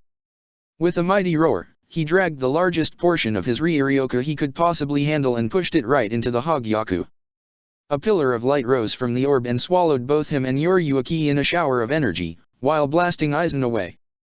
Ichigo's last conscious thought was that the voice of the Hogyaku was silent. Chapter 37, Blood Moon, Stochastic Resonance. Minutes after the incident, the Octava Espada, Sailaporo, watched as his servants brought Yoryuki back into his lab. She was unconscious but without any trace of the hollow mask. Sailaporo, the best scientist among the Arancars, glanced at Aizen standing right next to him with a questioning gaze. Was this really a wise thing to do, Aizen-sama? You knew that using 2 doses of the pathogen that we sprinkled on the academy students can cause unpredictable results. While there wasn't a real danger of her truly turning into a permanent hollow, she is a special case and even I can predict if there won't be any lasting effects. You knew that. Aizen offered him only a smirk. Then he turned around and walked away with a small orb filled with glowing energy. The orb was pulsating in a way that was similar to the breathing of a living being. Keeping it steady and firmly in his grasp, Aizen calmly made his way through Las Noches, stopping only after reaching a large, spacious chamber with a translucent box in its center. There was a bandaged figure kneeling within it, still as a rock. With a pleased expression on his face, Aizen walked towards it. When he was right in front of it, he stopped moving and raised the hand in which he was holding the pulsating Hogyaku. Tentatively, he placed the orb on a small pedestal but kept the palm of his hand firmly on its surface. Closing his eyes, Aizen's face contorted in deep concentration. A moment later, the Hogyaku let out a pulse of energy that completely shattered the translucent box and forced the figure within the sprawl on the floor. Aizen opened his eyes and looked at the figure. "State your name, my new ally." The figure twitched, then sluggishly rose from the ground to rest on its knees with its back straightened and his face facing Aizen. Its expression was filled with wonder. "Wonder Weiss. Wonder Weiss Margla." Pleased with the name, Aizen nodded and threw a robe at the Arrancar but not before the doors behind him opened and revealed the pale member of Espada, Ulquira. "Welcome, Ulquira. You are just in time to greet our newest comrade. I assume you have accomplished your mission." With a slight turn of his head, Aizen gave Ulquira an expectant gaze, only for the Quattro Espada to move to the side and reveal a pair of hollows. The sight brought a large smile on Aizen's face. "Step inside, my dears. Please, take your places in front of me. The Hogyaku is waiting for you." The 2 hollows, a pair of females, looked at each other before complying. As they made their way through the chamber, Aizen couldn't help but to smile even more. "Do not worry. You will meet the one you desire very soon." It took Ichigo 2 whole days to regain consciousness but he remained out of commission for 1 more after that. The energy backlash from the explosion did not injure him and, aside from the wounds he had received in the actual fight, he was physically fine but for one or another reason he had pushed into Hogyaku way more Ryuryoka than he could have afforded. Simply put, it left him with severely burned reserves. Therefore, it was 3 whole days later that he managed to scramble out of bed and move without a struggle. The first thing he did was to make sure Yuryuki was safe and in no danger of turning hollow. True to Aizen's words, the Hogyaku had prevented such a thing from happening. However, the mere mention of the man's name caused him to do the second thing he had planned to do and that was visiting Aizen himself. "Kurosaki, welcome. I can't say I haven't been expecting you, which is why I already prepared enough tea for us to converse in depth about the thing that is certainly occupying your mind." With a thoughtful frown, Ichigo took a seat in the chair opposite of the man and accepted the full teacup with a nod. "How did you know it would work?" Unflinchingly, Aizen met his gaze as well as the accusatory tone with a small, yet poignant smile. "Well, aside from me being far more intelligent than the average person," he stated with fake arrogance. "There is a very good reason for me knowing what to do." His expression grew serious and Ichigo got the feeling he was about to hear something unpleasant. "It has to do with a certain rainy night several years ago, during which you have lost one of your parents." The teacup in Ichigo's hand shook. The hot tea within it spilled on his bare hand, yet he did not notice. He was way too much focusing on not snapping. "Yes. Definitely unpleasant." "How?" Aizen regarded him with a penetrating gaze. "I will explain in detail but I must warn you, Kurosaki. What I am about to reveal may cause your ire to reach dangerous levels, so I'd appreciate if you could tell me to stop when there is a risk of you destroying my room. I do quite like it after all." Forming a sour scowl, Ichigo lowered his eyes. He took a small sip of the tea, placed the teacup back on the saucer on the table and then wiped his wet hand with a small handkerchief. In a few seconds, he made himself comfortable and leaned into the chair. He closed his eyes. "Right. Go on." Blind to the surroundings, he heard Aizen's voice tearing through the darkness as the man spoke. "First, I will start by saying I know these things because I was there to witness them, though hidden from plain sight. There is no doubt in my mind that you have been told about the hollow inside of you and that you inherited it from your mother, who got it in an unfortunate incident from one of my experiments. Correct. Yes. Ichigo answered without bothering to open his eyes. The man continued. However, I am not sure if you have been told that while the hollow infection has been within you from the moment you were born, it turned into a full hollow entity that merged with your latent Shinigami powers precisely during the events of the night when Kurosaki Masaka died. Ichigo's hands, so far idly placed on the armrests, twitched. The fact that she died right in front of your eyes caused an adverse reaction in both your body and mind. You may have heard of this before, but emotions are a powerful driving force of any and all hollows. Therefore, it is of no surprise that the intense emotions of despair, rage, and nihilism that filled you in that moment acted as a potent catalyst for your hollow infection and caused it to evolve, transform and shape into a concrete entity which instantly began to occupy the entirety of your mind. Aizen calmly explained, cutting himself off only to take a sip from his teacup. Essentially, it can be said you lost control of yourself.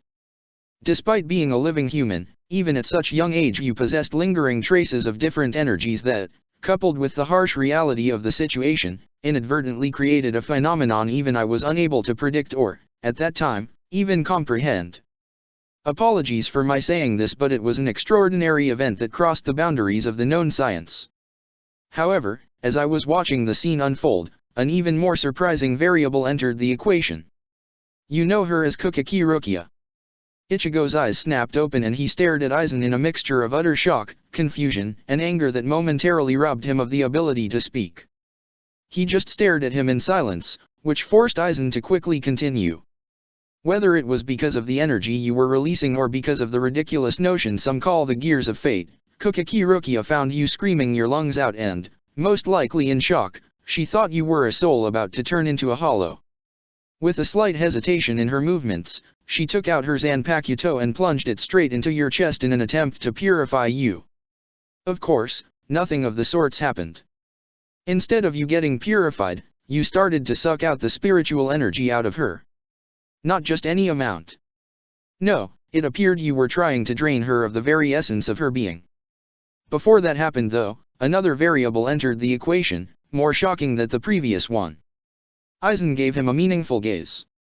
Urahara Kisuke. Just like with a flip of a switch, the air became heavy, filled with dense spiritual pressure pouring out of Ichigo. Yet he was still unable to find his lost voice. He showed up with something you are now familiar with. The Hogyaku. That brought back his voice, though his words came out as nothing more but a whisper. What the fuck? Back then, I wasn't completely sure why he did it, though I wager he thought he could reverse the situation. He quickly planted the Hogyaku in Kukaki Rukia's body from behind. Once again, the situation played out differently from my expectations. Somehow, when your energy came into contact with the Hogyaku within her, your energy and the Hogyaku began to resonate. It was almost as if you recognized each other and tried to communicate in an odd, alien way of speaking. However, this soon died down in a pulse of energy that washed over the surrounding area. The results were fairly positive as it calmed you down and forced you to let go of Kukaki Rukia, though both of you lost the memories of such event ever occurring. It was worse for Kukaki Rukia as the incident erased not just the memory of that one night but also of her whole mission in the real world. Aizen finished and took another sip, slowly emptying the rest of the tea in his cup. That is why I was sure of what was needed to be done in order to save your Yukishi Hoenn. I knew that whether it was Urahara's Hogyaku or the one I created, you would resonate with it and your energy would reverse the process of hollowification. It may have been a gamble, but since I witnessed you doing something similar before, the chances of success were as high as they could ever be. Still in shock, the only thing Ichigo managed to do was to repeat himself. What the fuck? Ichigo had no idea whether he had been sprawled across his bed and shifting from side to side for an hour or 4, but no matter what position he tried, he just couldn't seem to fall asleep. The talk with Aizen had left him mentally drained, so it wasn't like he was brimming with energy. No, he was exhausted. Yet sleep eluded him like a plague. It was simply way too difficult to just stop thinking about one of the most confusing concerns he had ever encountered so far. Who was Kurosaki Ichigo? Or better yet, what was Kurosaki Ichigo? Turning around to rest on his stomach, he buried his face into the pillow and sighed, feeling more annoyed with each passing minute. Of course, he was who he was and he was what he was. But who and what that was? Just forming the questions was almost as confusing as trying to think of the answers, and his brain was starting to seriously hurt. Ichigo did not consider himself to be a genius. At the same time, he was aware he was not stupid either.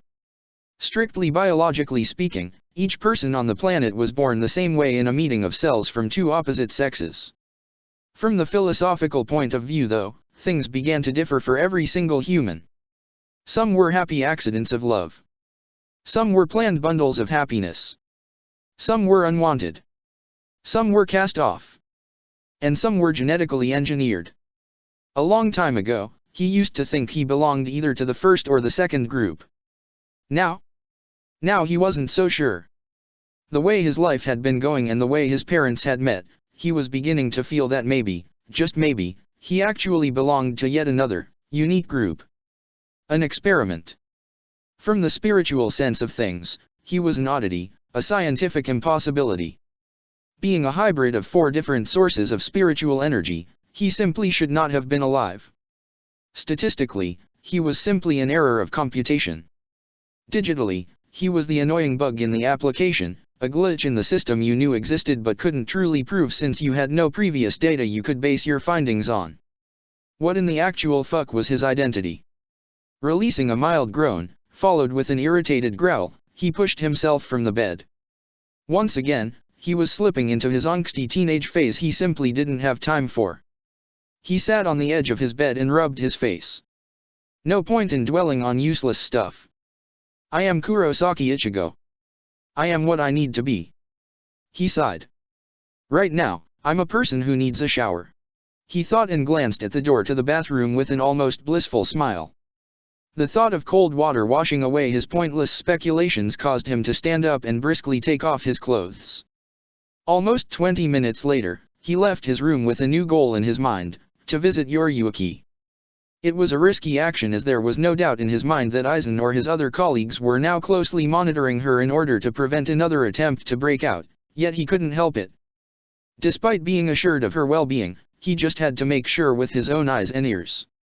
When he finally entered the room she was being detained in, he noticed the complete absence of spiritual energy, and the fact worried him greatly. It must have shown on his face as a voice from a shadow spoke to him. They placed some sort of barrier around the room to prevent me from using any spiritual energy whatsoever. It does feel unnatural, doesn't it? He released a breath he didn't even know he had been holding in. Ah, right. Yoriyuki slowly walked into the light. When he noticed her affable expression, Ichigo frowned. The last time they spoke, she looked anything but friendly. He saw her eyes flickering to the closed doors behind him. I think I understood what you meant. The new bit of information threw his brain into overdrive. Did she truly understand, or was she just playing tricks on him? Well, either way. Good. He muttered. Awkward silence fell between them, and Ichigo found himself looking away from her. He cleared his throat. I just wanted to check if you were okay. You are, aren't you? He asked in a small voice. Yoriyuki offered him a grateful nod. Yes. I heard you were the one who finally stopped me. Truthfully, I don't remember anything past being put in that disgusting man's lab, but they told me I began to turn into a hollow. Yeah. Her smile withered a bit and she slowly turned around and leaned into the wall behind her with her forehead touching it. Well, that can't be right. I mean, once you are infected, there is no cure. At least as far as I know, though Kisuke was very sure of it. I tried to enter my mindscape and there are no traces of the hollow energy anywhere within me. Ichigo's jaw tightened at the mention of Urahara Kisuke, but he managed to prevent himself from snarling. Instead, he focused on what Yoriyuki said and narrowed his eyes. Really? She slightly turned her head and took a glance at him. Really? He was tempted to tell her about the Hogyaku but decided not to. He was already taking a risk, there was no need to needlessly enlarge it. Because of that, there was no way of further continuing the topic, so he tried to change it. You know, when you were turning, you never once tried to use your Zanpakuto. From what I heard, whenever I was turning I always tried to wield it. I thought everyone would. Like it was instinctual. Yuriuki actually let out a prolonged sigh and lightly banged her head against the wall. He couldn't see her face well, but it seemed like she was debating with herself. Was there something weird about his question? After several long seconds, she addressed him in a surprisingly calm voice. What do you know about a Bankai? Taken by surprise, it took Ichigo a moment to organize his thoughts and recall what he had learned in the academy. It's the final possible stage of release for any Shinigami Zanpakuto. It takes rare talent and skill to achieve it, and it takes decades, centuries to reach, and then the same period of time to master it. Most Shinigami never achieve Bankai. A snort escaped Yuriuki's lips. Perfectly okayed, Michael answer. In response, Ichigo raised one eyebrow. You mean it's wrong? She slowly turned around to face him. Not completely wrong, but not completely right either. Giving her a long, hard stare, Ichigo crossed his arms and shifted his weight to only one leg. What do you mean? An almost imperceptible smile crossed Yuriuki's face. That the books are written by those who want to prevent Shinigami from even attempting to learn Bankai. Either way, there is a method to achieve Bankai in just days. Though it is very dangerous. Ichigo's eyes bugged out at the surprising piece of information. What? How? He rapidly shot the question, only for Yuriuki to hold her hands in front of her. Kisuke came up with it. It's how he reached Bankai. If you are strong enough, it can help you bypass most of the exhausting work. Ichigo ignored the mention of the man and opened his mouth to question her further, only to close it again. He narrowed his eyes at her. Okay. How does that tie into my original question? At that, Yuriuki lowered her head and stared at her feet. Like I said, it is a dangerous method. If you are strong enough, you can reach Bankai. However, if you are not, you completely lose Zanpakuto spirit. I know that because that's what happened to me.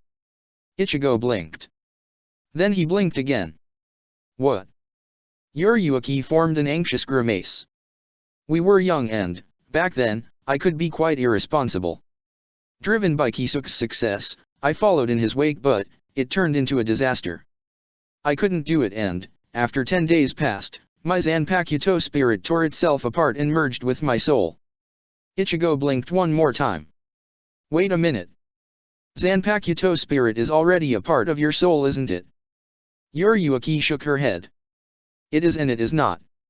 It is a part of you, it is born out of your soul but exists as a separate entity. What happened to me erased it from existence, and only strings and pieces of its being got absorbed by me, allowing me to use some of its abilities, albeit in a different way. Shit. Maybe I should have prevented her from saying all of this. Or maybe she's not worried about Aizen potentially knowing this. Who knows if there aren't any hidden listening devices? Furiously thinking, Ichigo suddenly pointed his finger at her. So that's why you can turn into a cat. She formed a small smile. Yeah. You want me to what? It was almost a week since he had last spoken to Aizen, and Ichigo stared at the man in a complete bewilderment. He was just given a detailed description of his new mission and the words still echoed in his mind. He had hoped his hearing briefly failed him and the man did not tell him to once again invade Soul Society, but the look on Aizen's face told him otherwise. I want you to destroy the Sokyoku blade. The artifacts you have taken from the Shihoin vault will allow you to do so fairly easily. The man repeated. Ichigo took a deep breath and then scowled at Aizen. Seriously? That's the least of my worries. No doubt they increased their security. Going there again is a suicide. However, Aizen did not budge an inch. And yet you have to go. Ichigo wanted to argue that the very idea was incredibly risky and stupid, but one intense stare from Aizen effectively shut him up. Still, he at least wanted an answer to one question. Why? Seeing that Ichigo was done protesting, Aizen leaned in his chair and raised the steaming teacup to his lips. Ichigo's brow twitched in annoyance. While he did enjoy Aizen's tea, he was starting to suspect the man did not, and that he used it only as an excuse to unnerve him. Well, it's working all right. After taking a long sip, Aizen licked his lips. Kurosake, tell me, what do you know of the Sokyoku Hill and the blade located on top of it, the Sokioku blade. It took but a moment for Ichigo to organize his thoughts. Not much. It is in a form of a large halberd, though it has supposedly a different form. Aside from that, the only other information I have on it is that it is used in delivering the most serious punishment in Soul Society, an execution. Aizen nodded. Good, but that's not the complete truth. Ichigo couldn't stop himself from snorting loudly. When it ever is. A smirk formed on Aizen's mouth. True. Nevertheless, the Sokioku blade is not just a simple tool for execution. It is a retainer of an entity called Kiku, a massive phoenix-like being made out of pure energy. You could liken it to a Zanpakuto spirit. This entity is said to possess offensive and defensive power of 1,000,000 regular Zanpakuto. The incredible heat it emits is enough to not simply execute, it completely vaporizes the soul and erases it from the very existence so that it cannot rejoin the reincarnation cycle. It is the most terrifying weapon ever created. While listening to the explanation, Ichigo's scowl lessened and was replaced with a somber grimace. And you want me to destroy it? Yes. It would be unwise to let it exist in case something goes awry. Rubbing his head, Ichigo let out a sigh. He glanced at the tool placed on the nearby table and then looked back at Aizen, who was watching him with a curious gaze. I will not have to fight this phoenix entity, won't I? Aizen merely chuckled. Of course not, Kurosaki. That's why we have these tools. When? In 3 hours. I will prepare a perfect diversion for you to sneak in Siriti. Until then, make the necessary preparations. I will wait for you in front of Las Noches. 3 hours and 20 minutes later, Ichigo stood at the end of the road within Garganta with an uneasy expression. He was just about to open the gate and stealthily enter Siriti, but he had a gut feeling that something was about to go very wrong. A few minutes before, he had passed something akin to a wall of dense air, and it was then when the bad feeling began to make waves through his body. He was still clad in the masking cloak, so he was fairly certain he wasn't yet spotted, but he just knew he was walking into an ambush. Taking a deep breath, he let go of his worries and used a small device to create an opening in the void. A moment later, he stood atop of Sokioku Hill and he quickly took a look around to assess the situation. Well, so far so good. There was nobody in his immediate vicinity. A loud explosion coming from afar shook him from his stupor, and he strained his eyes to see beams of green energy making ruckus at the closest Siriti gate. That's what he meant by a diversion. He thought, and then looked at the large halberd not that far away from him. All right. Let's get to work. Moving fast but with enough care, he made his way towards the Sokioku, stopping only next to a pair of thick ropes that kept the halberd standing upright. Once again, he stole a glance at his surroundings. I have a really bad feeling about this. With one hand, he reached to his back and carefully grabbed the only thing aside from his Zanpakuto that he was carrying with him. It was a large, shield-like item with the Shihoin family crest stamped on it, as well as a long cord that was attached to it. He gave the tool a short look of disbelief. Is this really going to work? It looks like a useless souvenir. He sighed and shook his head. There was no time or space for doubts. Reaching out, he grabbed the cord connected to the shield and then glanced at the Sokioku.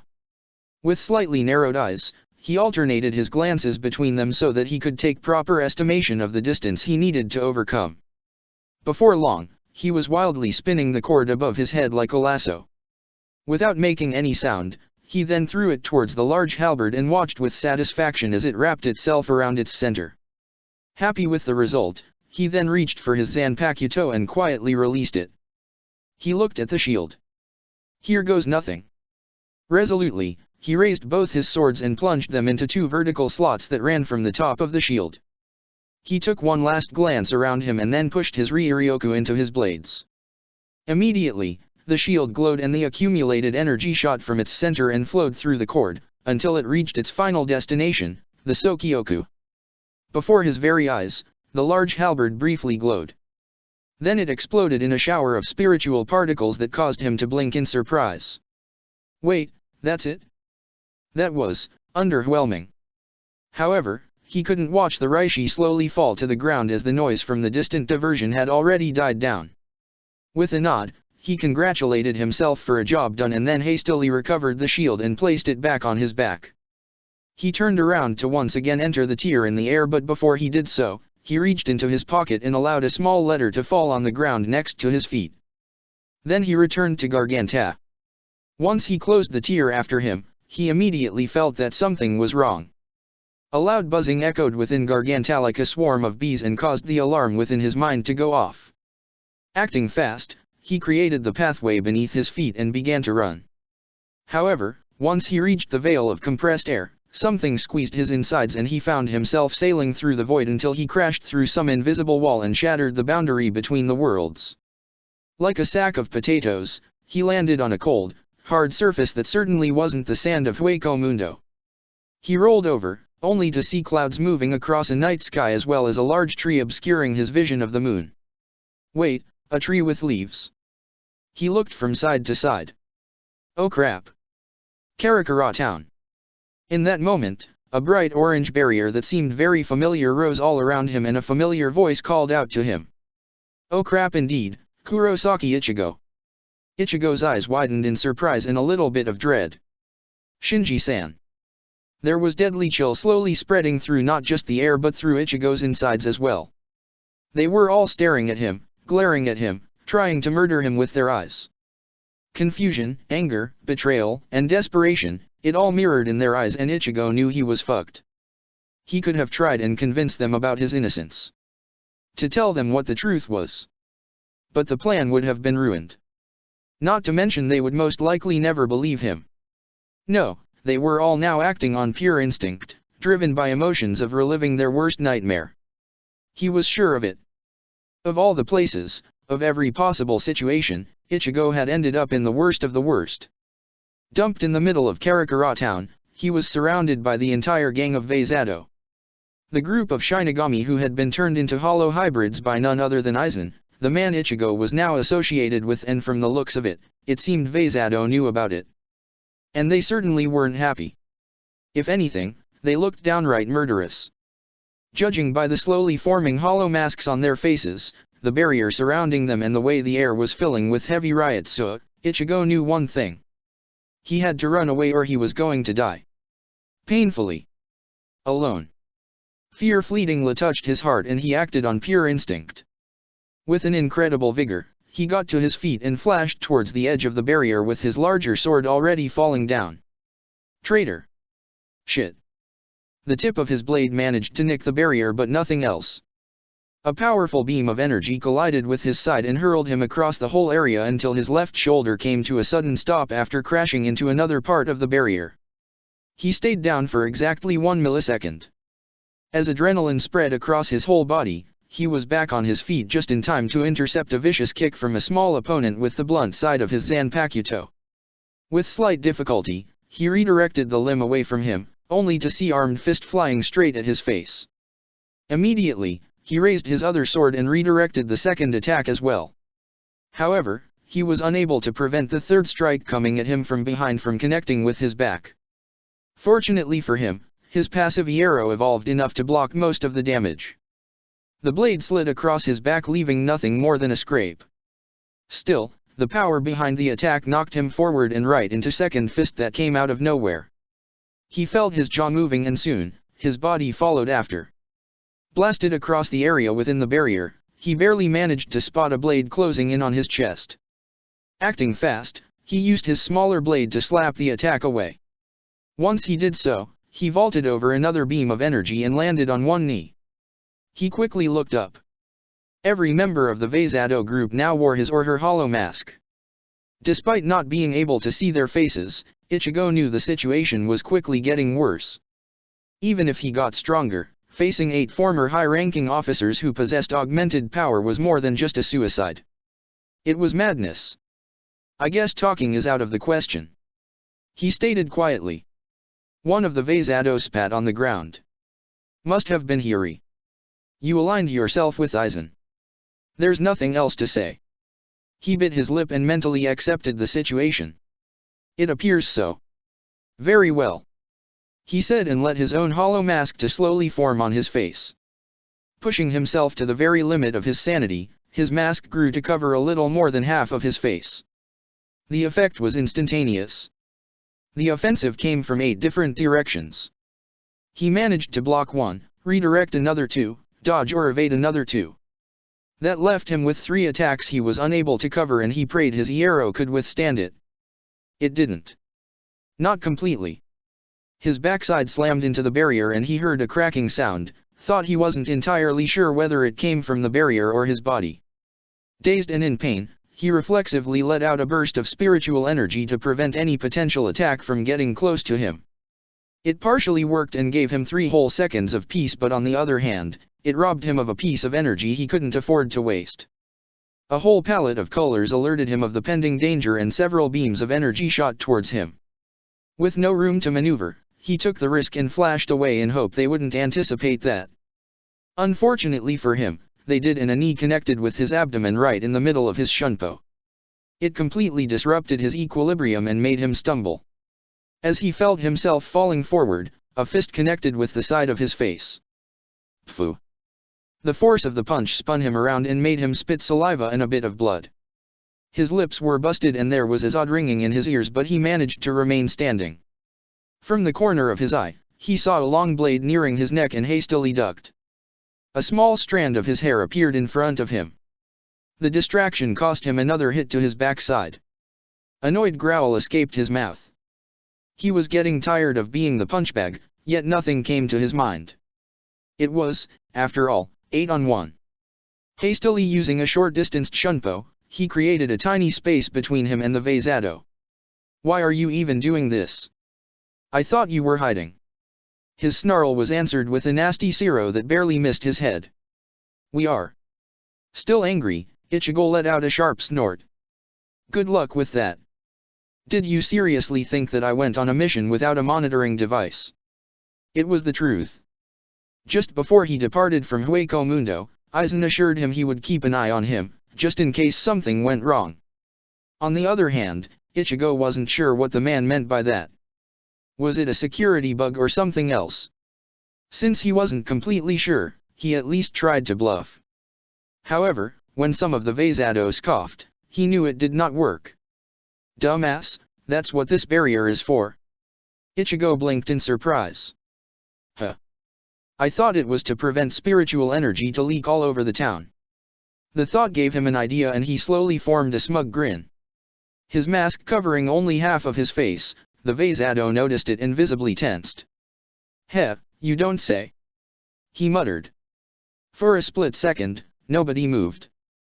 Then, after a short build-up, Ichigo raised his Zanpakuto that was brimming with energy. Getchuga dash. Shit. Haki. Tensho. A dense, crescent-shaped blast of energy emerged from the blade of his sword and shot towards the nearest wall of the barrier. With every intention on smashing through, Ichigo followed after and tried to further push the blast with his Zanpakuto.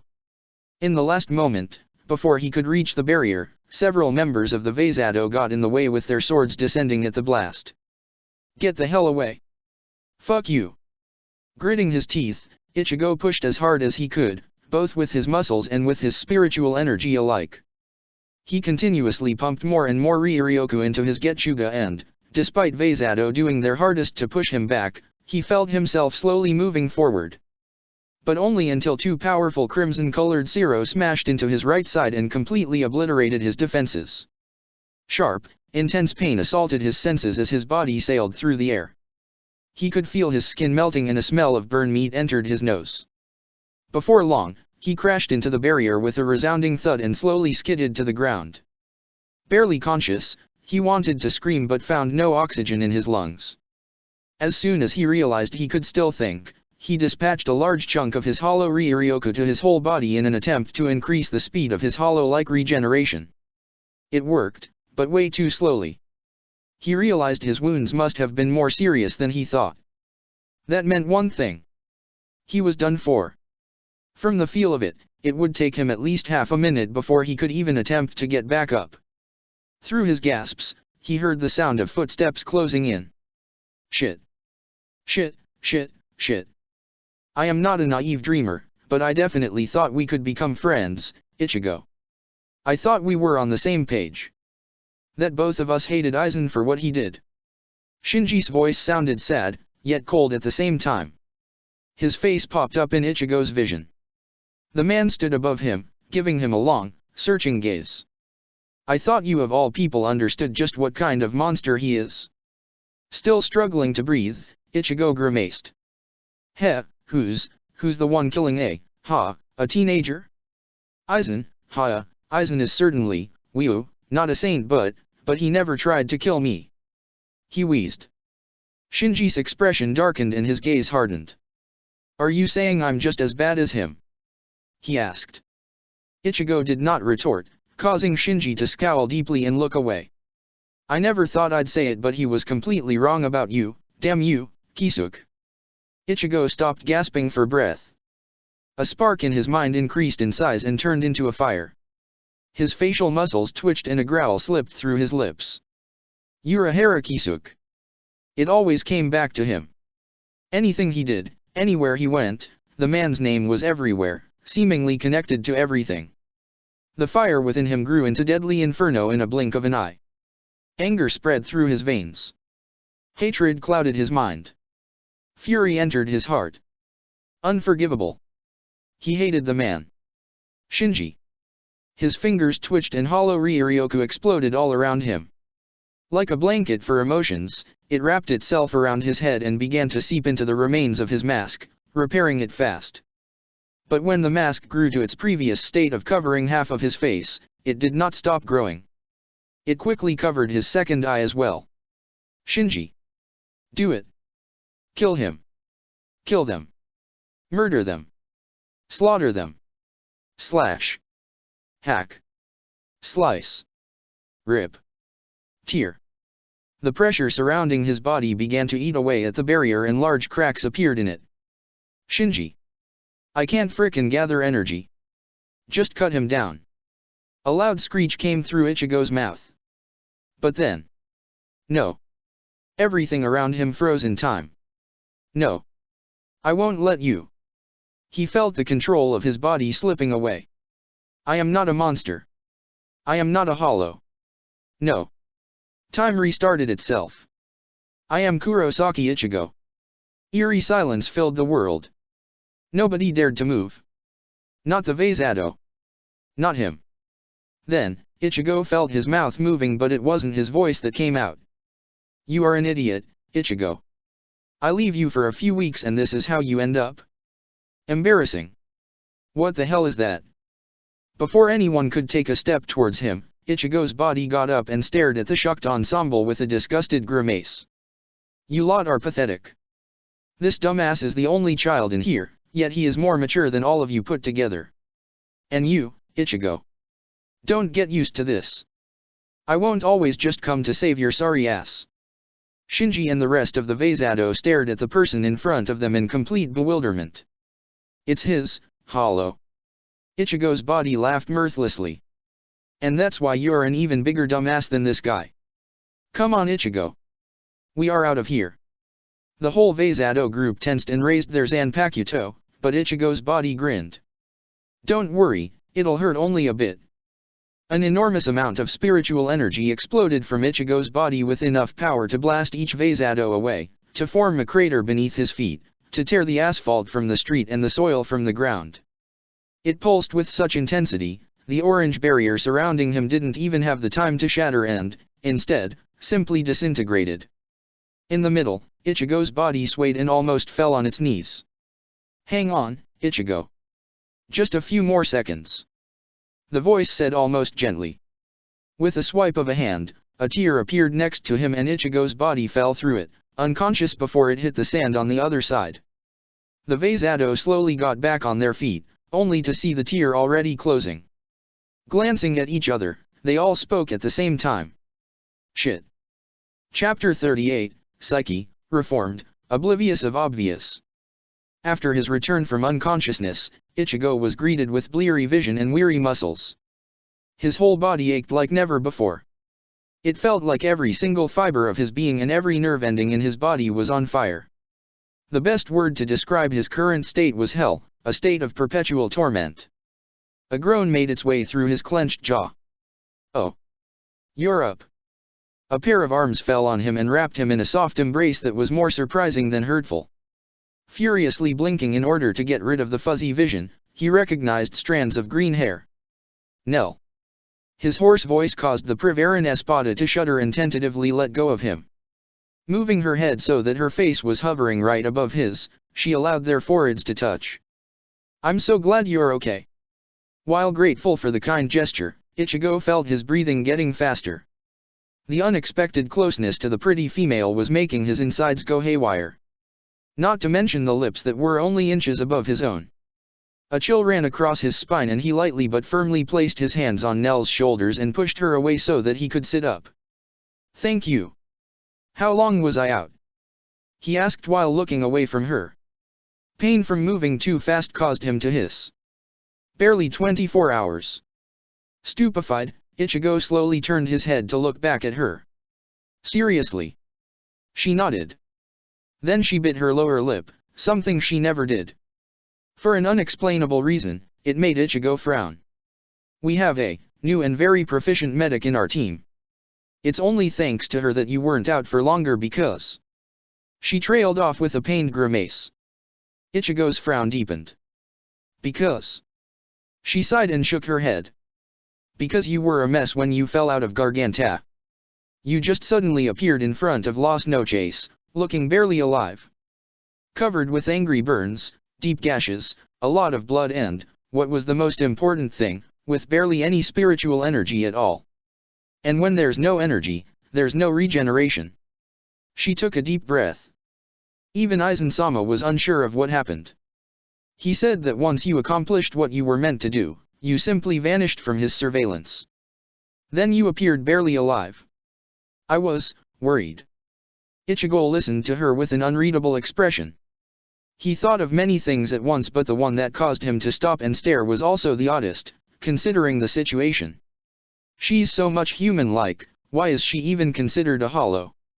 "I thank you, Nell, for caring," he said with an honest smile, causing the female Arrancar to open her mouth and then close in surprise. Staring at him, she slowly formed a smile of her own. Several seconds of silent exchange of stares later, Ichigo cleared his throat. "So, where's Aizen? I think I should speak to him soon." "He's here," a familiar voice stated as its owner walked through opened doors with a fairly amused expression, prompting Nell to slightly lower her head in greetings and then quietly leave. Left alone with the man, Ichigo grabbed his clothes and began to put them on. "You are surprisingly durable, Kurosaki. I honestly didn't expect you to wake up until tomorrow." Ichigo snorted. In the middle of putting his undershirt on, he threw a brief look at him. "Too durable for my own good, you mean?" Aizen's expression turned into a smirk. "Perhaps." "What happened, Kurosaki?" the man asked, and his smirk died down. Seeing that, Ichigo turned his attention back to his clothes. He gathered his thoughts to form a believable explanation and sighed. "Well, the plan was going pretty well. I made it to the Sokioku Hill without any problems. Used the Shihoin tool without any problems. Destroyed the Sokioku blade without any problems as well. But when I entered the Garganta to leave, something happened. I don't know what it was, but I suspect some kind of security measure. It threw me away and I crashed through the void and landed in the middle of Karakura town. The only other thing I remember after that was getting attacked from every direction and then a pulse of energy. Then, darkness until I woke up here." He finished his story at the same time as he got dressed. Turning around, he looked at Aizen and met his poignant stare. After seconds of staring, Aizen narrowed his eyes. "I see. You didn't see who attacked you?" Ichigo shook his head. "I don't think so, though the only one I can think of that could push me to the limit is Urahara Kisuke and his cohorts. Aside from him, there's nobody in Karakura that I couldn't take on. At least there wasn't before." Aizen watched him for a few more seconds before giving a short nod. Giving him one last glance, the man turned around to leave. When he reached the doors, he briefly stopped walking. "Take your time to get well, Kurosaki, and then use as much time as you can to train. It won't be long now." After giving him the cryptic message, Aizen left. 2 days later, Ichigo finished a brief sparring match with Dordoni. After excusing himself, he walked for several minutes until he reached a quiet spot behind one of the large pillars, hidden in its shadow. There, he took out his Zanpakuto and sat down, with his legs crossed, and placed the sword on his lap. It was a meditative pose also known as Jinzen. He closed his eyes and let himself fall into his mindscape. Inside his mindscape. It had been weeks since he last visited his mindscape, and Ichigo couldn't help but marvel at the changes in it. The void in his soul created because of the absence of his Zanpakuto spirit had previously tormented the place to the brink of destruction. Now, his mindscape looked stronger, calmer, and steadier than ever.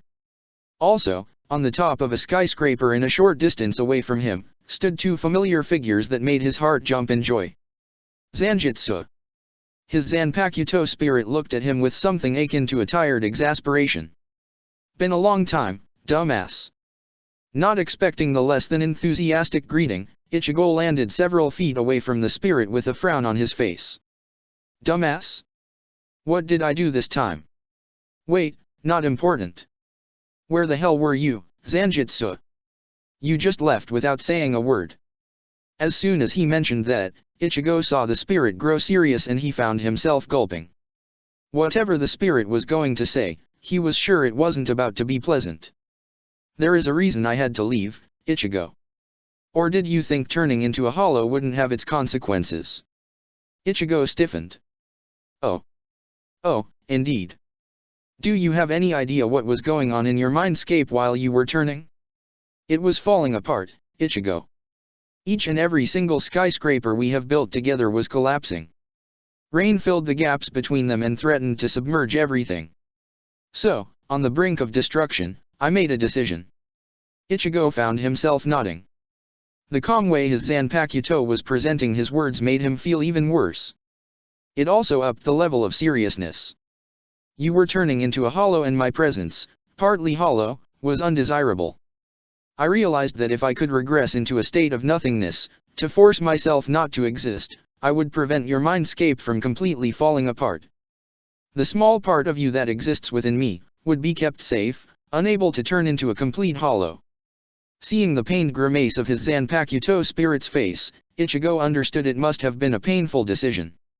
He felt ashamed and opened his mouth to apologize, only for the Zanpakuto spirit to shake his head and point his stare at the third figure in the mindscape, the spirit of the older man in black billowing overcoat. In the last moment, I turned to Waiwak for help. Using his Quincy ability, he tore me apart into spirit particles and absorbed my whole being into himself. Ichigo's eyes bugged out at that, and he took a step backward in pure disbelief. You can do that?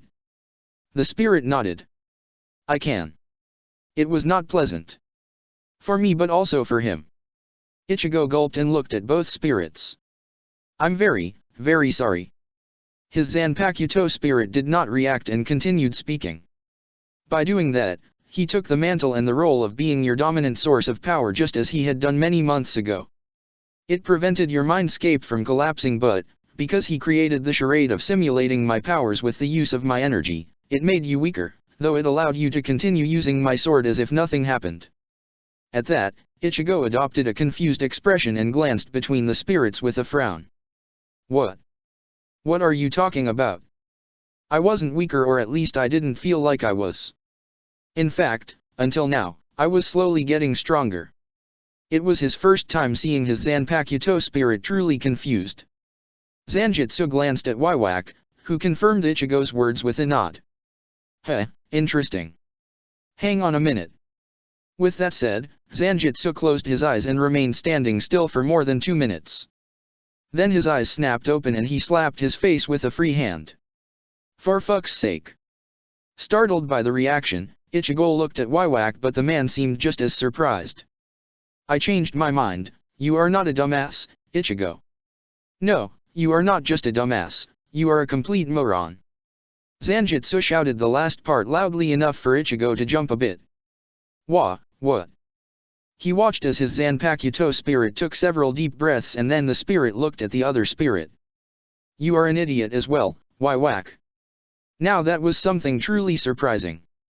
As far as he remembered, Ichigo never witnessed his Zanpakuto spirit insulting his other spirit. They clearly didn't like each other but always acted respectfully. Yes.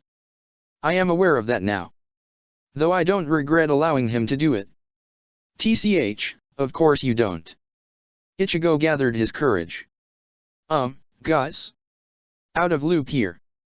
Zanjitsu turned his attention back to him, and when he saw his face, he sighed in what seemed like resignation. No point in fuming now, I guess. Ichigo, by all accounts, you should have been weaker. As a Shinigami, it just isn't possible for you to get stronger with Waiwak, a Quincy spirit, simulating powers of me, a Shinigami hollow spirit. However, you being you, you did it. And, once again, you did it by almost fucking things up. When Ichigo opened his mouth to argue, Zanjitsu held out a raised hand. Let me finish. I don't hold you responsible, because you weren't aware of what was going on. You trained with those idiots, Vazado, to increase the size of your hollow mask. In reality, what you did, was forcibly sucking out my power out of Waiwaka's grasp. It may not sound that serious, but it was. You were practically tearing him apart. Immediately, Ichigo's head snapped towards Waiwak and he stared at the spirit with a face that was completely drained of color. Then you left for Hueco Mundo and you spent your time here training even further, and though you were no longer forcing it like you did with Vazado, it was still bad. Since the air here is rich with hollow Ryuryoku and saturated with its Ryutsu, it was involuntarily being absorbed by your body as well as by my blade. I'm sure you recall those moments when you slew hollows and some of their energy transferred into my blade. Still staring at Waiwak, Ichigo numbly remembered his rampage in Minos Forest and the moments that were similar to those Zanjitsu just described. You do recall? Good. By continuously absorbing hollow energy, you were getting stronger, and bit by bit, without you knowing, you began to tear me out of Waiwak. It all came down at the moment when you tried to use way too much hollow Ryuryoku at once, and I found myself being reformed out of Waiwak. I thought you were transforming into a hollow yet again, but you didn't. The amount of hollow Ryuryoku you were trying to control was too much for you to handle, yet you rejected the transformation with every fiber of your being. That forced me to take control of your body. Don't get me wrong, Ichigo. Considering your situation, you did well.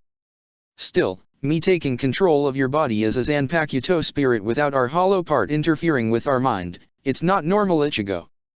That is why your body had to release that large explosion of energy, and that is also why you were in so much pain after you woke up. Nevertheless, what you did at that moment was also something I wanted you to learn for a very long time. It is something that will soon allow you to unlock the full potential of my initial release. It's also the only method you could have brought me back from Waiwak, though I would have preferred if you didn't do it so forcefully. Starting to feel mental weariness, Ichigo waited for him to finish. With a small grin, Zanjitsu delivered the final part. It is to learn how to dominate every bit of hollow energy in your body while staying completely in control. To learn how to unite your reason, your instinct, and your heart into one coherent system. Is that possible? Zanjitsu nodded. Once he did so, Ichigo slowly walked to his Quincy spirit and lowered his head in shame. Quietly mumbling, he formed a short but intense apology to the man. Being told that what he had done without even knowing was a comfortable way of trying to rid him of any guilt, but Ichigo felt he did not deserve such a luxury. He almost destroyed a part of his own soul. It was a sin he had to atone for. Eventually. Waiwak being Waiwak, the man easily accepted the words of penance without a word and without malice. When Ichigo protested, saying he needed to be punished, the spirit simply smiled. All of my choices are mine to make, Ichigo. If I can help you by making them, I will make them happily and without hesitation. Disgruntled, Ichigo was forced to admit defeat. The last thing he thought about before leaving his mindscape, was that his Quincy spirit wasn't just a representation of his reason. He was a representation of a saint. Ichigo woke up from his mindscape with a start. There was a sudden influx of spiritual energy expanding within him, from the center of his chest to the tips of his fingers. Don't worry. Now that I retook the dominion in your soul, the power that was held back is now free for you to use and control. You no longer need to siphon it from Waiwak. How does it feel? Flexing his limbs and stretching his back, Ichigo allowed himself a deep breath. Amazing. Reinvigorating. Refreshing. Well, you have been training a lot lately, so it's only natural that what you have gained without me is now even greater. Feeling giddy like a little kid, Ichigo had to grin. Cool. His Zanpakuto spirit chuckled. From what I saw in your memories, you learned how to incorporate basic Hollow Iero into your body. Try to strengthen it. It would be pretty pathetic to leave it this week. Ichigo's grin turned into a barely concealed pout. Hey. I have you know I tried my damn hardest. Yeah. Don't whine now. You may be in better control of your hollow side, but I'll still call you a weak little bitch if you decide to slack off. I am still partly a hollow, you know. The pout on Ichigo's face vanished and was replaced with a scowl. Still, he was way too happy to have his Zanpakuto spirit back to just enter a pointless argument. A moment later, he gathered his focus and did as told. With a mental nudge, he found the river of Hollow Ryuryoka that was passively fueling his Iero and widened it. A buzzing whisper sung in his ears as the energy spread. While the passive defense was invisible to the naked eye, Ichigo immediately felt the difference. The amount of Ryuryoka covering his skin shifted his mental outlook, and he suddenly felt like nothing short of an Espada-powered strike could hurt him. Yeah, well, let's not get overconfident. Iero is a superb ability to have, but it'll take time to get used to it. It is still better to just block and evade. Before Ichigo could reply to that, his Zanpakuto spirit continued. This was the easy part, though. It is time for us to move towards other abilities I'd like you to learn. Now that you have a pretty good grasp on your Hollow Ryuryoku, they will be hollow-like. You ready for the first one? There was something in his Zanpakuto spirit's voice Ichigo hadn't heard in quite some time. Enthusiasm. A sort of happiness with a slight edge for high expectations towards him. It seeped into him like a venom, but instead of poisoning him, it infected him with a large dose of eagerness. Hell yeah! He could feel his Zanpakuto spirit doing the same thing he was doing. Grinning madly. Alright, first ability is called Pesquisa. You have already dabbled in this one on an instinctual level. Whenever you wanted to detect the presence of a living being, you expanded your spiritual energy in a pulse. Pesquisa is a more refined and informative version of this. There are two variants you can learn. First one is passive, just like Iero. It continuously sends out weak pulses of energy so that you are aware of your surroundings at all times. The amount of energy you need to spend on it is negligible, so you don't have to worry about that. Try it. Heh, interesting. But wait, just like that? You won't give me any advice? A loud chuckle resonated within his mind. Too much of a challenge, Ichigo. Curling his lips into a derisive smirk, Ichigo cracked the knuckles in his hands. Hell no. With that, he once again plunged into the very center of his being and found the rivers of energy and the large orb representing his core he had created some time ago. There, he moved towards the stream of energy that was being used to power his Iero and gave it a short gaze. With a thoughtful expression, he reached out with his arm and lowered his index finger into the large river of Hollow Ryuryoku. Making a swiping motion, he flicked the finger from the river end towards the orb and connected the two in a stream of energy. Almost immediately, he felt a surge of power accumulating in his body. Concentrating on it, he got a hold of its texture, its amount, and the way it flowed within him. In one blast, he expelled all of it outwards. An image, similar to those constructed with the use of three-dimensional scanning followed with computer processing, appeared in his mind. It covered the area around his body in a radius of several dozen feet. The amount of information he got out of it felt overwhelming. Not bad, but definitely too much energy. If you continuously tried to process this much data, your brain would fry. Well, not literally. You'd still have a perpetual headache, though. Again. Ichigo scoffed. Zanjitsu was a demanding teacher. Though he knew that since the beginning. Shaking his head to relieve himself of a throbbing in his brain, he focused once more. He looked at the newly created stream of energy with a sour grimace. Using both hands he pushed its edges together to make the stream thinner. He continued doing it until it was barely wider than a strand of hair.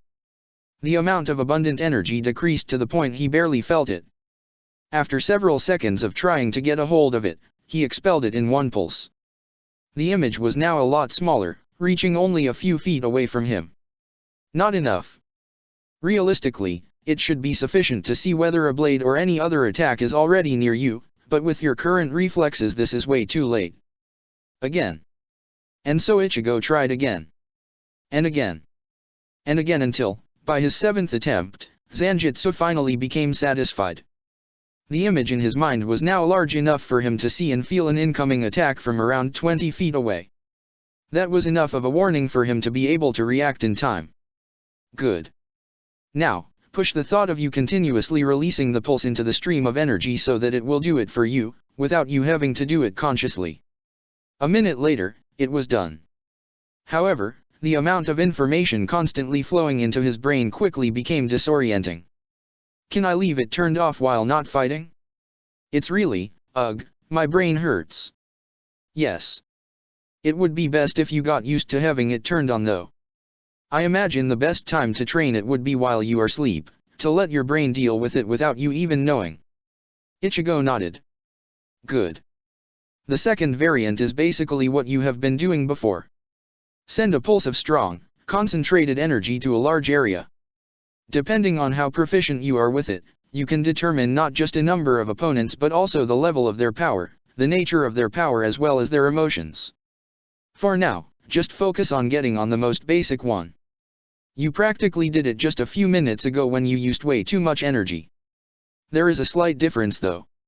Since the amount of information you get from the large area pulse is huge, you need to learn how to ignore unnecessary and useless data and focus only on living beings. Also, if it wasn't clear, this variant is definitely not a passive ability. Understood? Yeah.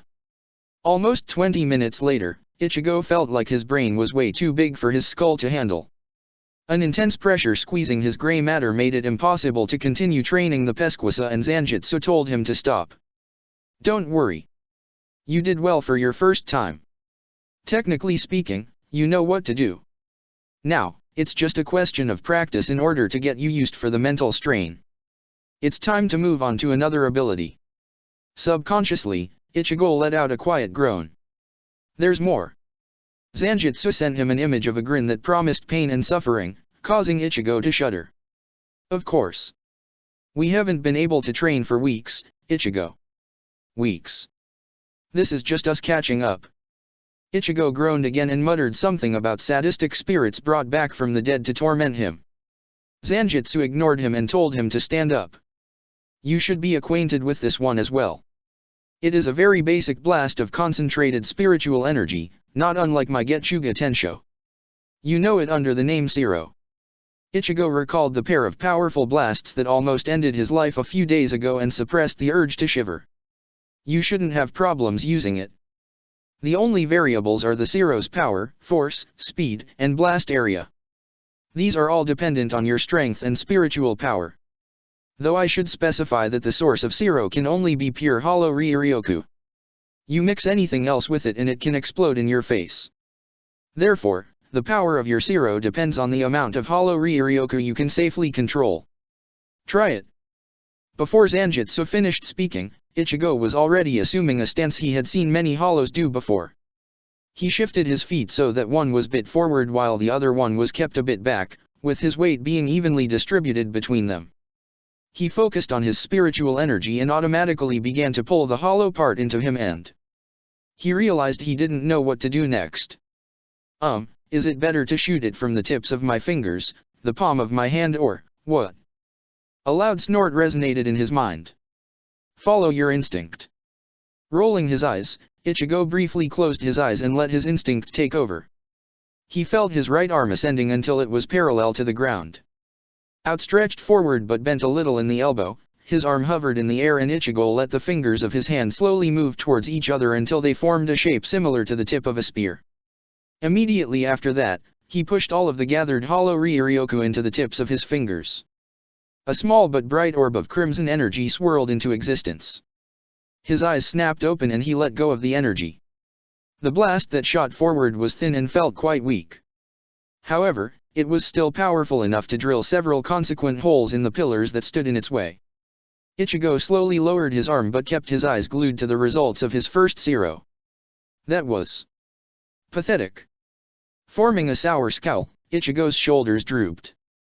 I was going for underwhelming, but yeah, sure, let's go with pathetic. Keep your head up.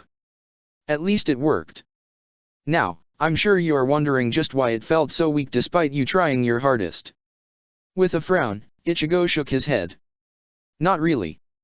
I'm in my lowest, base form, therefore I don't have access to most of my Hollow Ryuryoku. There's only so much I can control while in it. Short-lived silence fell upon his mind. Then, Zanjitsu spoke in a tone that betrayed his surprise. Exactly. Release me, form your mask and try again. Not wasting a second, Ichigo quickly muttered Zanjitsu's release phrase and let his Hollow Ryuryoku to wrap around his face. When the mask fragment covered both his eyes, he felt panic creeping into his veins. Easy. Now that we are once again together, your mask is almost complete. There's nothing to be afraid of. You already controlled this much before. It's nothing new. Surprisingly soothing voice of his Zanpakuto spirit eased his worries and he let the mask form. For a while, he alternated between deep inhaling and just as deep exhaling. When he was certain he was fully in control of both his body and mind, he raised his arm and formed with his fingers the same shape he had done just minutes ago. With a mental nudge, he opened the gates of his Hollow Ryuryoku and let it flood him. Keeping his eyes opened, he watched a large orb of crimson energy forming with a crackling sound of barely suppressed power. It shot forward in a heartbeat. Unlike his first attempt, this Zero was accompanied by a loud buzzing and a feeling that caused the hair on the back of his neck to stand up. Almost as thick as his own waist, the blast spread in a wide arc that tore through the nearest pillar without seemingly losing none of its power. It continued swallowing a whole row of pillars until there was nothing else but air. After it reached a certain distance, the energy dissipated into nothing but pure spiritual particles. Ichigo stared at the aftermath with a gaping mouth. He expected the Zero to be more powerful but not that much. A sudden drop in his reserves forced him to blink. Holy shit! He muttered and let his hollow mask disappear. A sound of quick steps behind him caused him to turn around. What was that? Nell half asked half exclaimed as she came to a stop next to him with Haribel and Starkey following closely after her. Sheepish, Ichigo scratched the top of his head and gave her an embarrassed grin. Zero. Nell's eyes bugged out and she stared at him in bewilderment. You can do Zero? Well, I am partly a hollow. If I could learn Iero, there's no reason I couldn't learn Zero as well, right? He retorted with a shrug. From the corner of his eye, he caught Haribel's unreadable gaze. Powerful. She simply stated. Standing next to her, Starkey nodded. Definitely. Was that a Gran Ray Zero or just normal? Ichigo tilted his head in question. Gran what? Ah, so just a regular Zero. You got a lot stronger awfully fast. What's your secret? Glancing back at the aftermath of his Zero, Ichigo shrugged again. I don't know. Training with the best helps. He stated cheekily, earning himself a set of 3 shaking heads. They continued doing so even after they turned around and walked away. Watching them go, Ichigo felt a bit of relief washing over him. That was amazing. I agree, though I don't recommend repeating it. I'm sure you don't want everyone know about your new abilities. However, I expect you to master it to the point where you could incorporate it into my blade. Ichigo shook his head. You're crazy. So, anything else?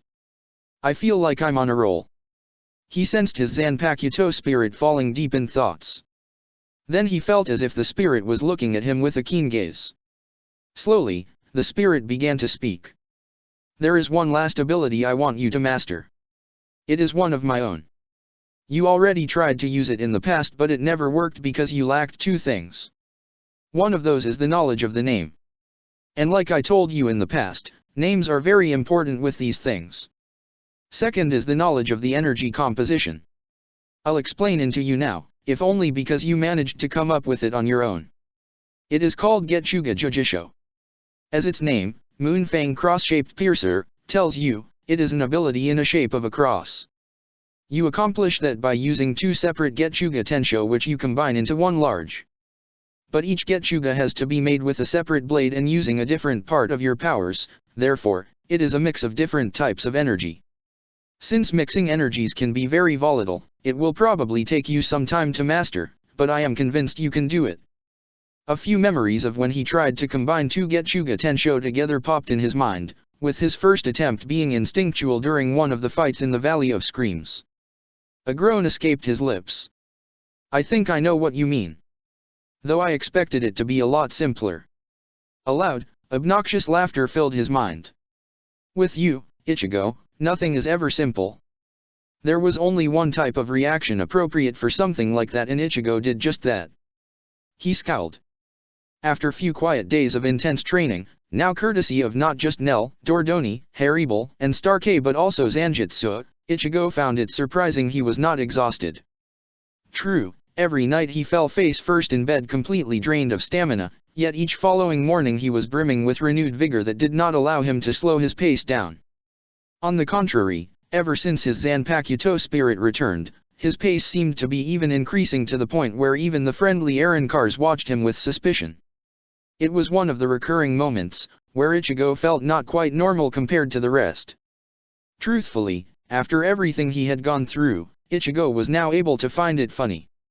He was, after all, a being considered to be abnormal even by rare creatures that were hollow Shinigami hybrids of the strongest caliber, the Espada. He found it especially funny because, in his eyes, they were the ones who were quite abnormal.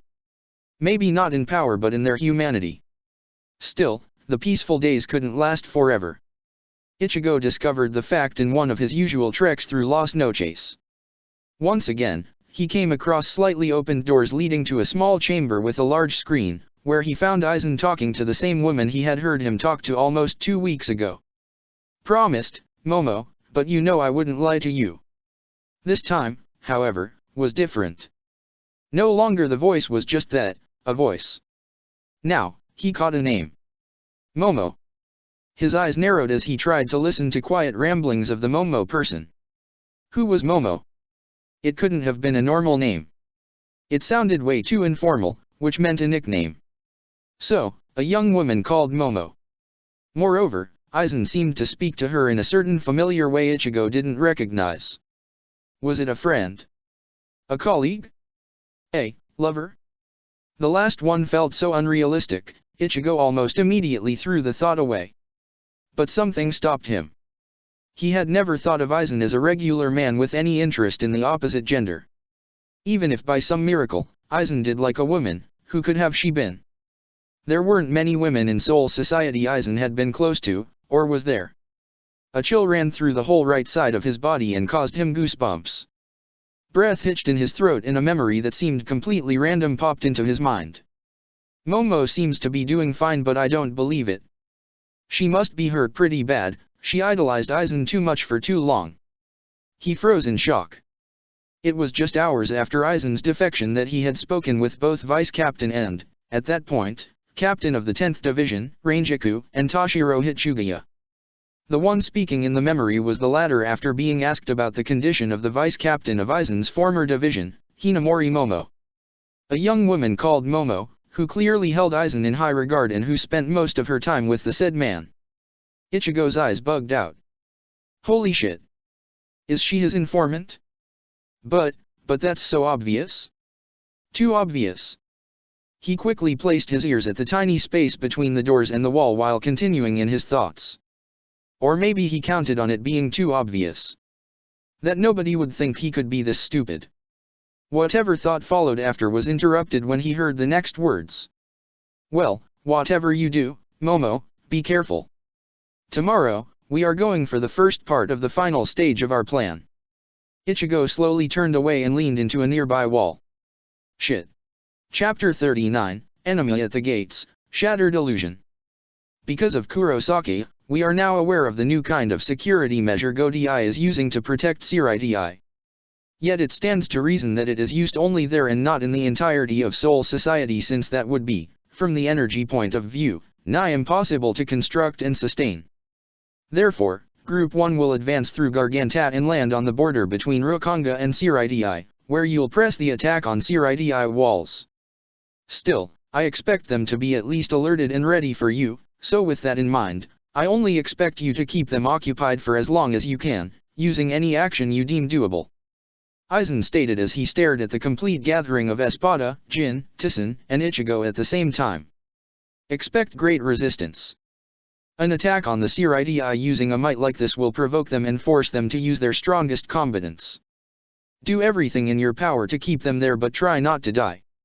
Death can claim you only in the final battle, and that is still days away. The man said and, with great expectations, glanced at Ulquiorra. Ulquiorra, you will keep an eye on the whole situation. I trust your judgment when to push harder and when to retreat. Aside from you, your group will consist of Noitra, Grimjo, Zamari, Yami, Kurosaki, as well as a horde of Minos Grande. Do not disappoint me. Ulquiorra nodded and the man transferred his attention to Ichigo. Kurosaki, you will lead the strike. Aizen said, earning more than a handful of surprised stares. Ichigo, on the hand, stared at him in shock. What? Me? Yes. I have my reasons for this decision, and I expect each of you to treat Kurosaki as you would treat me. Still, I am aware of your inexperience in waging warfare, and so Ulquiorra will take care of commanding Minos Grande. You will be a sort of threatening figure. Recalling those words alone made Ichigo's skin crawl. It's been almost an hour since he had heard them, and the anxiety in his stomach was yet to disappear. He, along with 5 other members of Espada, as well as a gigantic hollow known as Huller, stood in front of a large Garganta gate that was supposed to take them straight in Soul Society. Ichigo tried to calm his emotions. Sure, he worried about his life, but the more worrying thing was that Aizen wouldn't be joining them. Instead, he and the rest of the Espada, as well as Jin and Tison, were going to the human world. For what, Ichigo didn't know. A thought of complete annihilation had come to his mind, but he threw it away. Aizen himself had stated this was not the final part of the plan, so destruction was still days away. At the same time, not knowing the man's whole plan was something he knew he couldn't brush off. Hence, the anxiety squeezing his innards like a hand crushing a lemon in an attempt to rid it of its juice. A signal appeared high above him. His hands formed fists, his muscles stiffened and his whole posture froze. With a clenched jaw, he took a deep breath and forced his body to respond to his commands. Go, he said. It was neither an order nor a request, yet the group moved. Walking in silence, they all entered the gate. Only to appear about 100 yards in front of the sturdy wall that surrounded the entirety of Shirai. Loud, sharp noise was reverberating across the center of the Soul Society. An alarm. The Godii 13 already knew about their presence. Which meant there was no point in keeping quiet. Huller. The gigantic hollow stood behind them, still within Garganta space with only his head poking through. On the verbal command, the hollow lowered itself to the point where its large mouth hovered only several dozen feet above the ground. Then, the mouth opened and Ichigo smelled death. Like a waterfall of darkness, dozens of Minos Grande spawned from a black goo pouring from Huller's mouth, making Ichigo's eyes go wide with surprise. He did not expect the horde of Minos Grande to appear in such terrifying fashion. Minos. The yell of a single Shinigami carried across the area like a trigger for the inactivity of the assailants, and they all sprang into action. Moving faster than he had ever seen them, the mass of Minos slid towards the walls of Shirai with their mouth opening. Balls of red light formed in front of them. Zero. The same voice exclaimed in fear so great, it actually made Ichigo gulp. However, there was nothing he could do. More than 36 blasts of red energy came raining down on the wall in front of them, each intent on testing just how sturdy the construct was. A vast multitude of explosions created a shockwave that prevented Ichigo and the rest of the assailants from advancing. He stared at the aftermath with nervous eyes. When the smoke and flying debris cleared, he shivered. The wall endured, but not without sustaining damage. Despite being made from Sekizeki mineral, the concentrated power of so many Zero littered the wall with deep gashes and abrasions. Large chunks of the wall had been gouged out and smashed into smithereens. Still, the wall held, proud and unbroken. The horde of Minos began to form a second wave of Zero. Primitive in intelligence, Minos Grande seemed convinced that if something didn't budge with force, it just meant there wasn't enough of it. They fired. When the smoke cleared, it would have seemed nothing much changed. Though the wall sustained even more damage, it still held. However, there was a certain and noticeable difference. Positioned outside of the wall, about 50 yards away from the group of assailants, stood a whole squadron of Shinigami. Regular officers and captains alike. You made a big mistake coming here, Hollows. Leading the group was just the person Ichigo was itching to see. The captain of the 2nd Division. Sui Feng. Like hell it was a mistake. It finally gives me a reason to let fucking loose. Come on. Show me who's the strongest. A pillar of spiritual energy visible from afar rose from the person standing next to her. It was Kenpeki. Shifting on Ichigo's left, Noitra reached for his sword. That one is mine.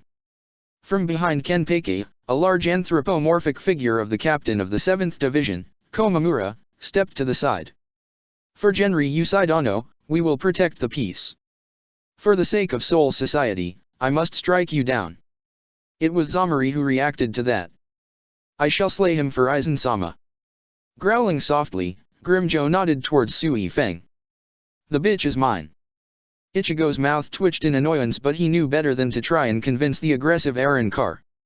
His heart fell when he noticed another captain coming into his sight. Byakuya. Gah, I guess that leaves me with that stuck-up looking shit. Yami muttered. Ichigo glanced at Ulquiorra. The Quattro Espada gave no indication he noticed the gaze but spoke nevertheless. I will command the Minos Grande as per Aizen-sama's orders. I will also keep an eye on the situation. One by one, Ichigo's comrades in arms chose their opponents from the group that once had been Ichigo's own. He remained as the only one without an enemy. But that changed when the temperature in the area suddenly dropped and a childlike captain with white hair, Toshiro, came crashing down in front of Sui Feng with a grimace full of rage covering his face. While staring straight into Ichigo's eyes, the small captain shouted. Aizen! I will kill you! Ichigo blinked in surprise. Huh. It was like a short shot from a movie when the protagonist sees the world around him slowing down in an attempt to show the audience just how dramatic the sequence should be. Ichigo considered himself to be more of a book fan, but he never outright rejected watching movies, and so the idea behind such shots wasn't completely lost on him. However, he had never thought something like that could possibly happen in the real world as well. Maybe it was the anxiety in his stomach reaching its critical point, or maybe it was a large amount of adrenaline pumping within his body, but he swore the world around him slowed down. Funny thing was, it wasn't the first time he remembered experiencing it. That he was being attacked wasn't something new to him.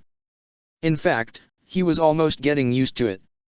Even if the one rushing towards him was a captain of the Godai 13, he had faced strong adversaries before, and so he had no idea what was happening to him. Then it hit him. It was the name the small captain shouted while looking at him that floored him enough to force his brain to come to a screeching halt. What?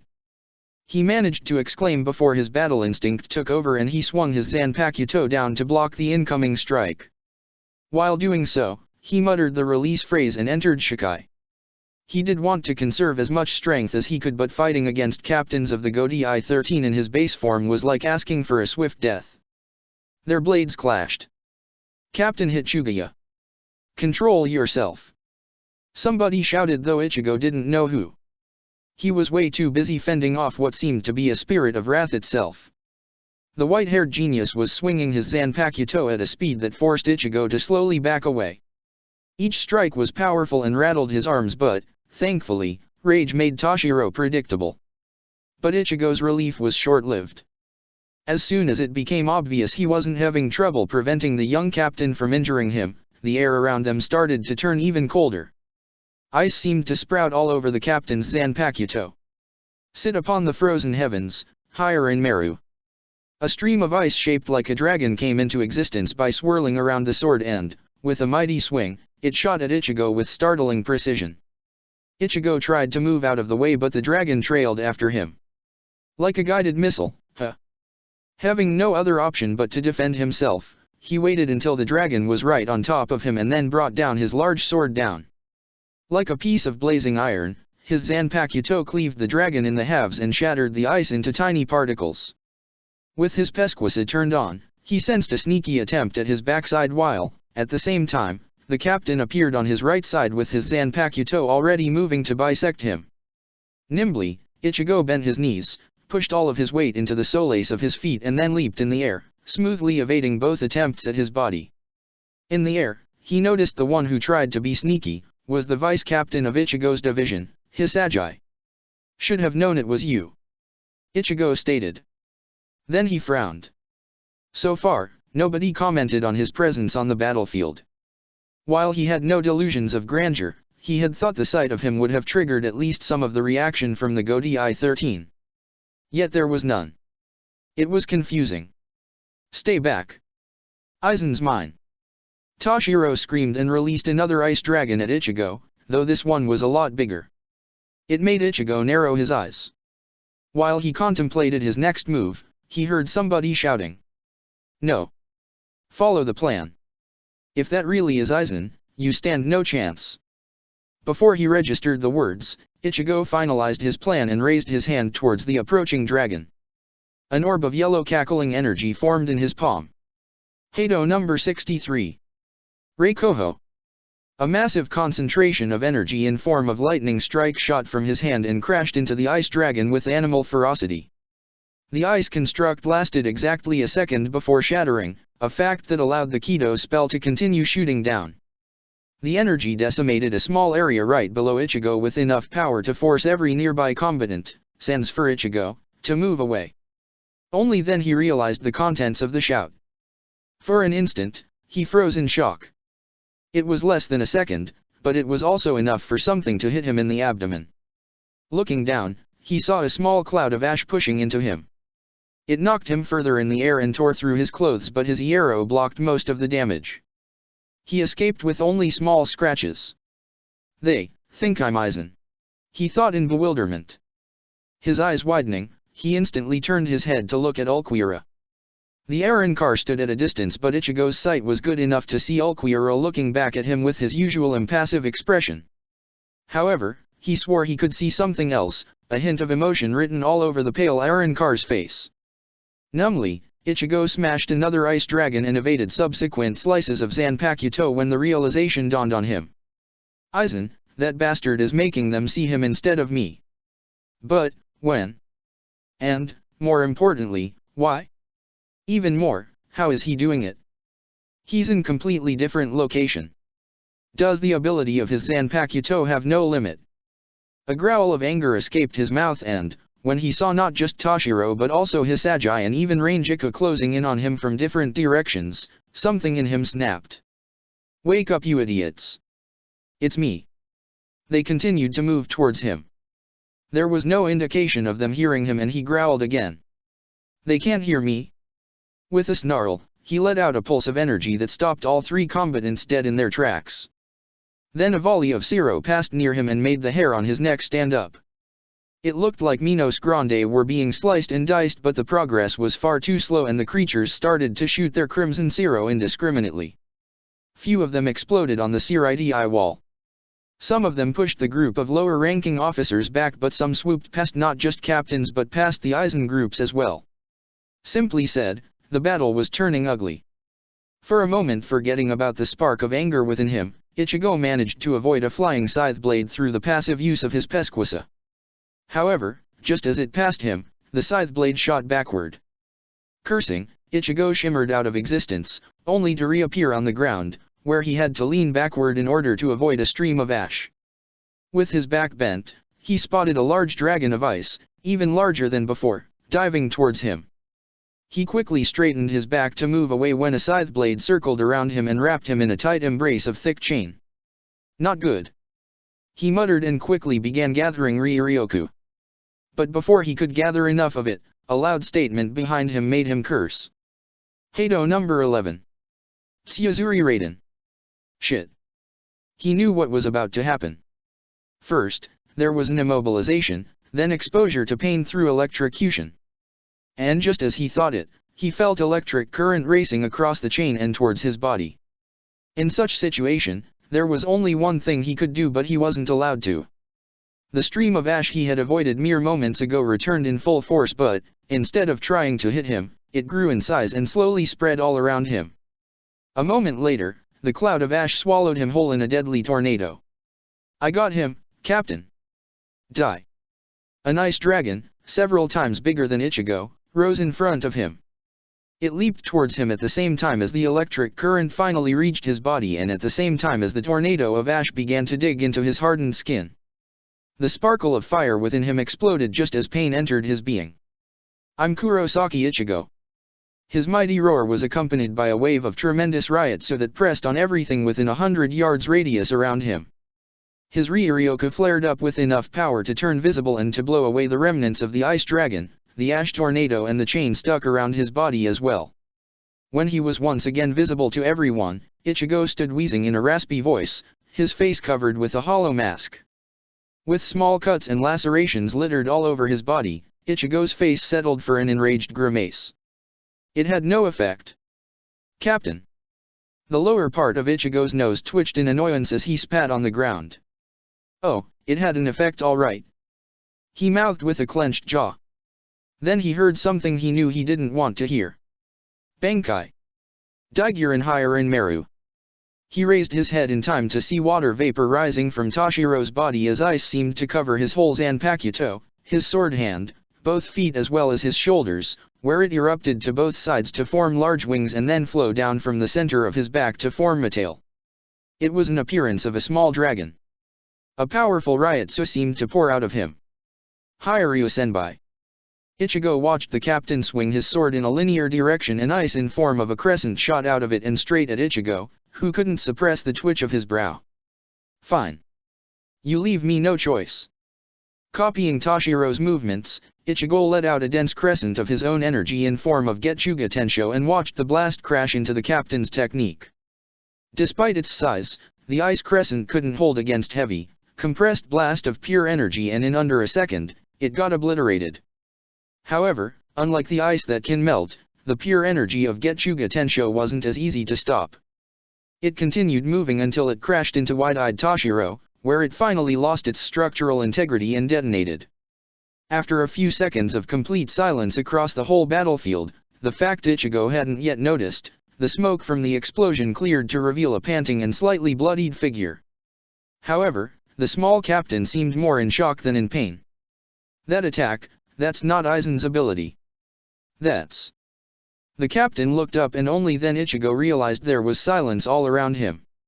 He saw the realization and recognition in Tashiro's eyes as the captain stared at him at loss for words.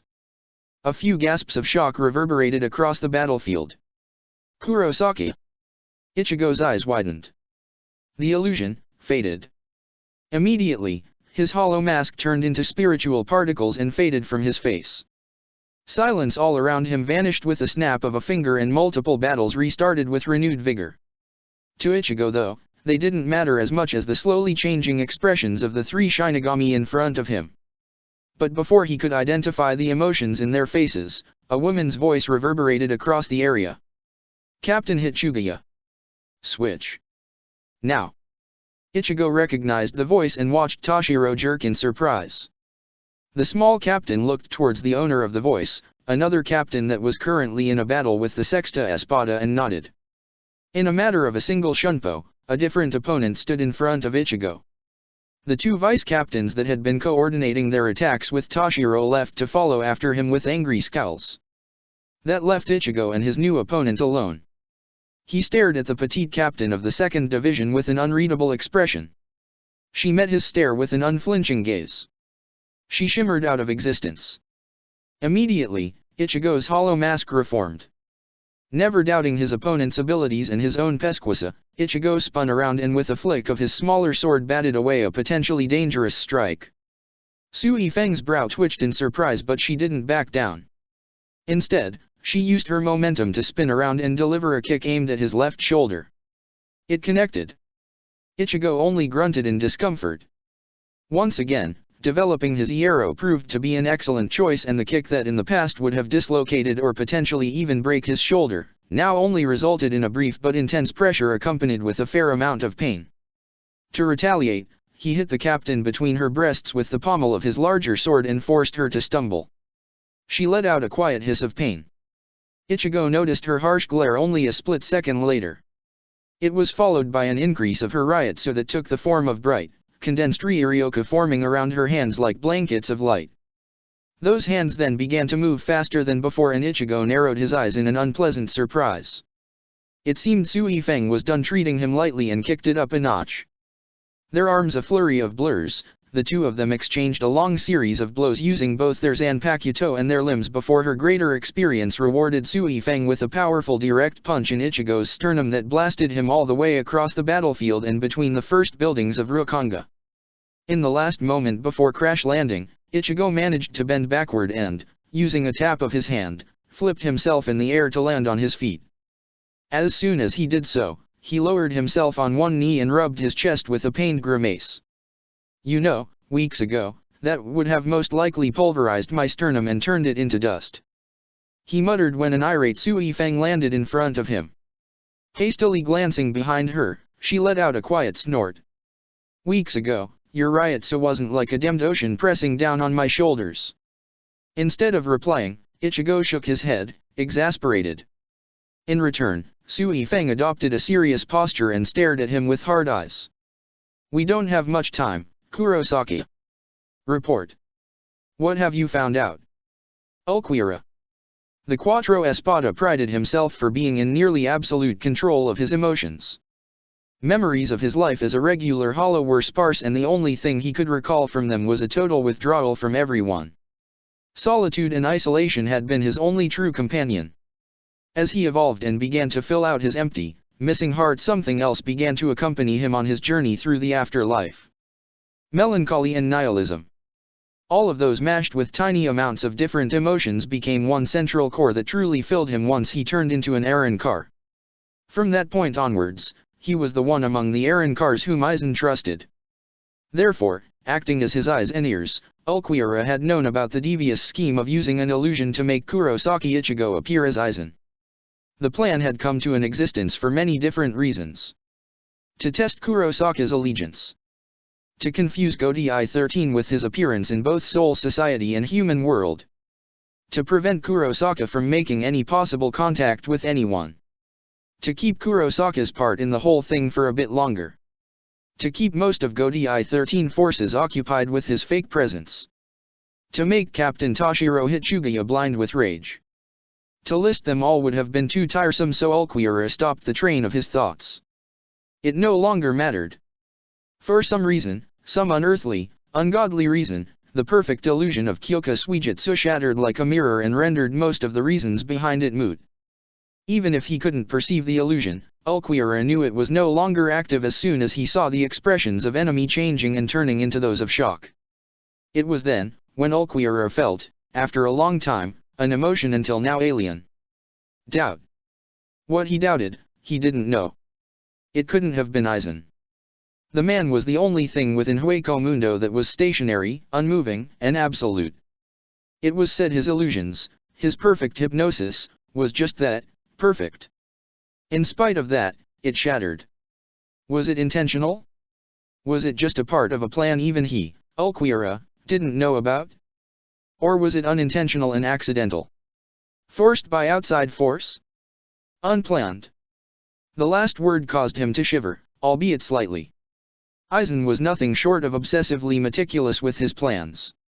For something like this to slip through his keen mind, it was astoundingly worrying. Then he watched Kurosaki battle the captain of the 2nd Division, the woman known as the best assassin in the entirety of Soul Society and also the enemy who easily took on Grimmjow, giving him more than just a few deep wounds in the process. Kurosaki got blasted away and out of his sight. Because of his advanced Pesquisa, Ulquiorra knew Kurosaki was not out of commission, but, at the same time, he appeared to be in some sort of a stalemate with neither opponent attempting to press the attack. One could even say they seemed relaxed. However, before the thought could shift into something solid, a blast of energy swooshed past his ear and forced him to turn his attention back on the battle that wasn't going very well for their side. Fighting in Soul Society, where the air was rather poor in Reishi in comparison with Hueco Mundo, didn't allow them to push their limits to their limits. Some of them, Like Ulquiorra himself and, surprisingly, Yami, were doing fairly fine, but the other three, Neutra, Grimjo and Zomari, were already being forced to their resurrection. Not to mention the horde of Minos Grande that was slowly, but consistently, being wiped out. Looking at it realistically, they had at most minutes left before being forced to retreat, and Ulquiorra knew it. He deftly evaded another strike and made a decision. With Aizen's illusion down, their mission was already fulfilled. The Goti I-13 knew about it now. There was only one thing they could do. 3 minutes. 3 minutes and they were going to retreat. Back with Ichigo. Ichigo managed to squeeze all of the time he had spent so far in Lost No Chase into a 1-minute report that left Sui Feng staring at him with a mixture of appreciation and uneasiness. It was a grimace of deep concentration. So, yeah, there's still much he hasn't said, and I actually have no idea what is it that he wants. Ichigo finally admitted. The two of them exchanged a series of light blows to keep the appearance, and Sui Feng shook her head. That is fine. The note you left on Sokioka Hill gave us more than we had hoped. We have suspected Vice Captain Hinamori Momo right from the start, but threw the idea away as too predictable. Once I found your message, we began monitoring her closely and found out enough. It's only thanks to you that we knew Aizen would strike at different locations. She said right after vaulting over him. Good. I was worried you wouldn't get it. Ichigo confessed and lazily lowered himself to avoid Sui Feng's sword passing near his chest. After following some clues, we also think we know Aizen's plan, which is to construct an oaken dot. Creasing his brow, Ichigo raised one eyebrow and looked at Sui Feng questioningly. She quickly continued. Ordinary Shinigami don't know about oaken, so keep it to yourself, Kurosaki. Oaken is also known as King's Key, and it allows the passage to the separate dimension in which Soul King resides. I don't know much more about it, only Captain Commander does. However, oaken is something Aizen cannot simply find, therefore the man managed to discover a method that potentially can create a new one. Oaken can be forged with 100,000 souls in a Juriki, an important spirit ground, with a radius of half a spirit mile.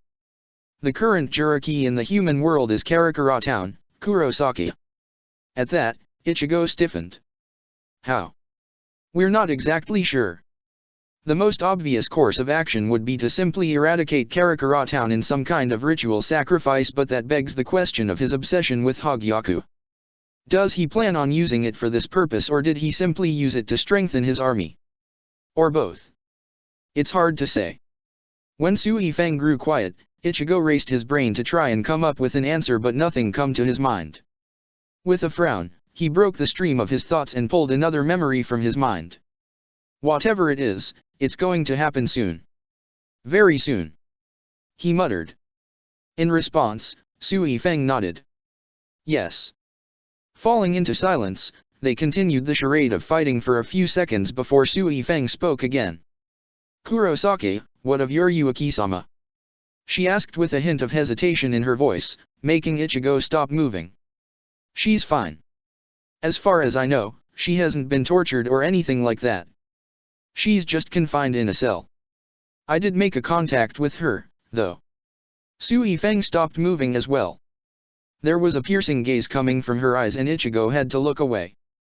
That was incredibly risky, Kurosaki. Does she know? Before he could stop himself, Ichigo let out a snort. I used the certain favorite phrase around here.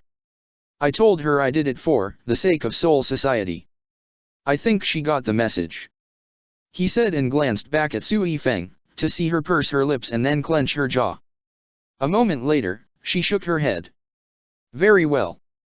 With this, I think your mission is OV-. Bakudo number 61. Rekyukoro. Both Sui Feng's and Ichigo's eyes bugged out at the sudden exclamation that seemed to have come from nowhere. In a flash, 6 thin, wide beams of light slammed into Ichigo's midsection. Surprised, Ichigo instantly realized he had just been immobilized.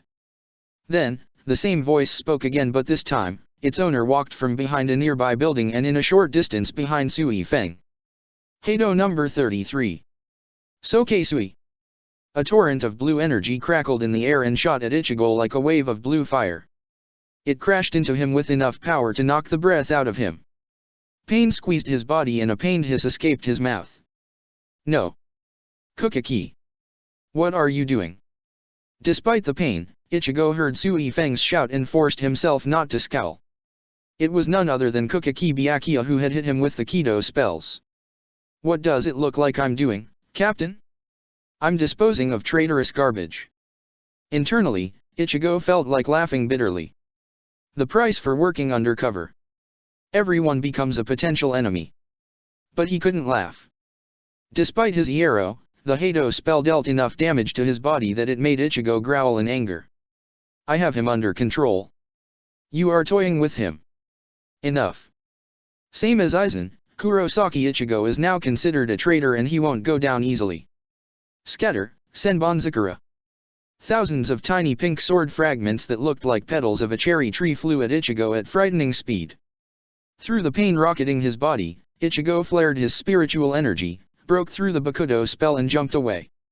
However, the petals followed after him, leaving him with no other option but to bite through the pain and use Shunpo. As soon as he landed, he came face to face with a large ice dragon. In the last moment, he tried to Shunpo away, only to find himself surrounded by a tornado of ash.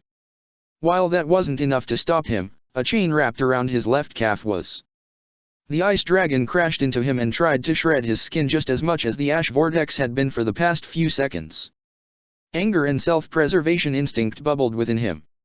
With a snarl, he pushed back against the ice dragon with his larger sword while using the smaller blade to release a Getsuga Tensho at the chain inches away from his leg. A second later, with his hollow mask slowly forming on his face, the chain no longer wrapped around his calf, the ash tornado no longer surrounding him and with the ice dragon disappearing in a wave of shattered ice, Ichigo stared at the group of Shinigami in front of him with a murderous glare. Just as he opened his mouth, a wave of pink petals crashed into him from above. Each fragment was sharp as a Zanpakuto and tore through his Iero even further. Already covered with blood, a large set of cuts and incisions opened in his body and forced even more blood to trickle down his skin. His patience reached its limit and he roared. Releasing as much spiritual energy as he could, the sea of razor petals was blown away. Enough. Glaring at the group in front of him with as much rage as he could show in his eyes, Ichigo ignored the blinding pain in his body and took a step forward. At that moment, an orange translucent barrier rose in front of him. Before he could protest, he felt the pain lessening and a familiar, impassive voice he hated called out to him. For the first time, I agree with you, Kurosaki. Enough. We are retreating. Ulquiorra announced from somewhere above him. Ichigo followed the Arrancar's voice until he saw him. His eyes widened. His expression reset itself and turned into nothing. Ulquiorra was saying something. Others were saying something. Shinigami were most likely saying something back, but Ichigo didn't hear any of it. Instead, all of his attention was pointed at two newcomers that stood next to Ulquiorra, within the borders of a newly created Garganta Gate. Two figures staring right back at him. Those two he remembered as friends he had had during his life in human world.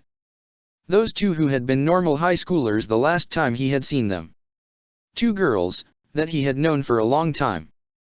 But they were no longer just girls or even human. They looked like the rest of Aizen's army. Arrancars. One of them had her arms outstretched towards him, in what seemed to be an act of keeping up the orange barrier around him.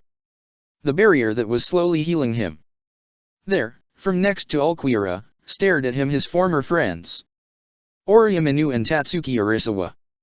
A shock of immense proportions assaulted Ichigo's mind, paralyzing him from the tip of his toes to the top of his head like a poison. Cold sweat formed all over his body. He started to hyperventilate. His mind locked itself down. They stared at him in anger, hate and in something absurd, something that made him shudder. All too soon, mental and physical exhaustion became too much for him and Ichigo's eyes rolled back into his head. No. Check the description for the links to the author.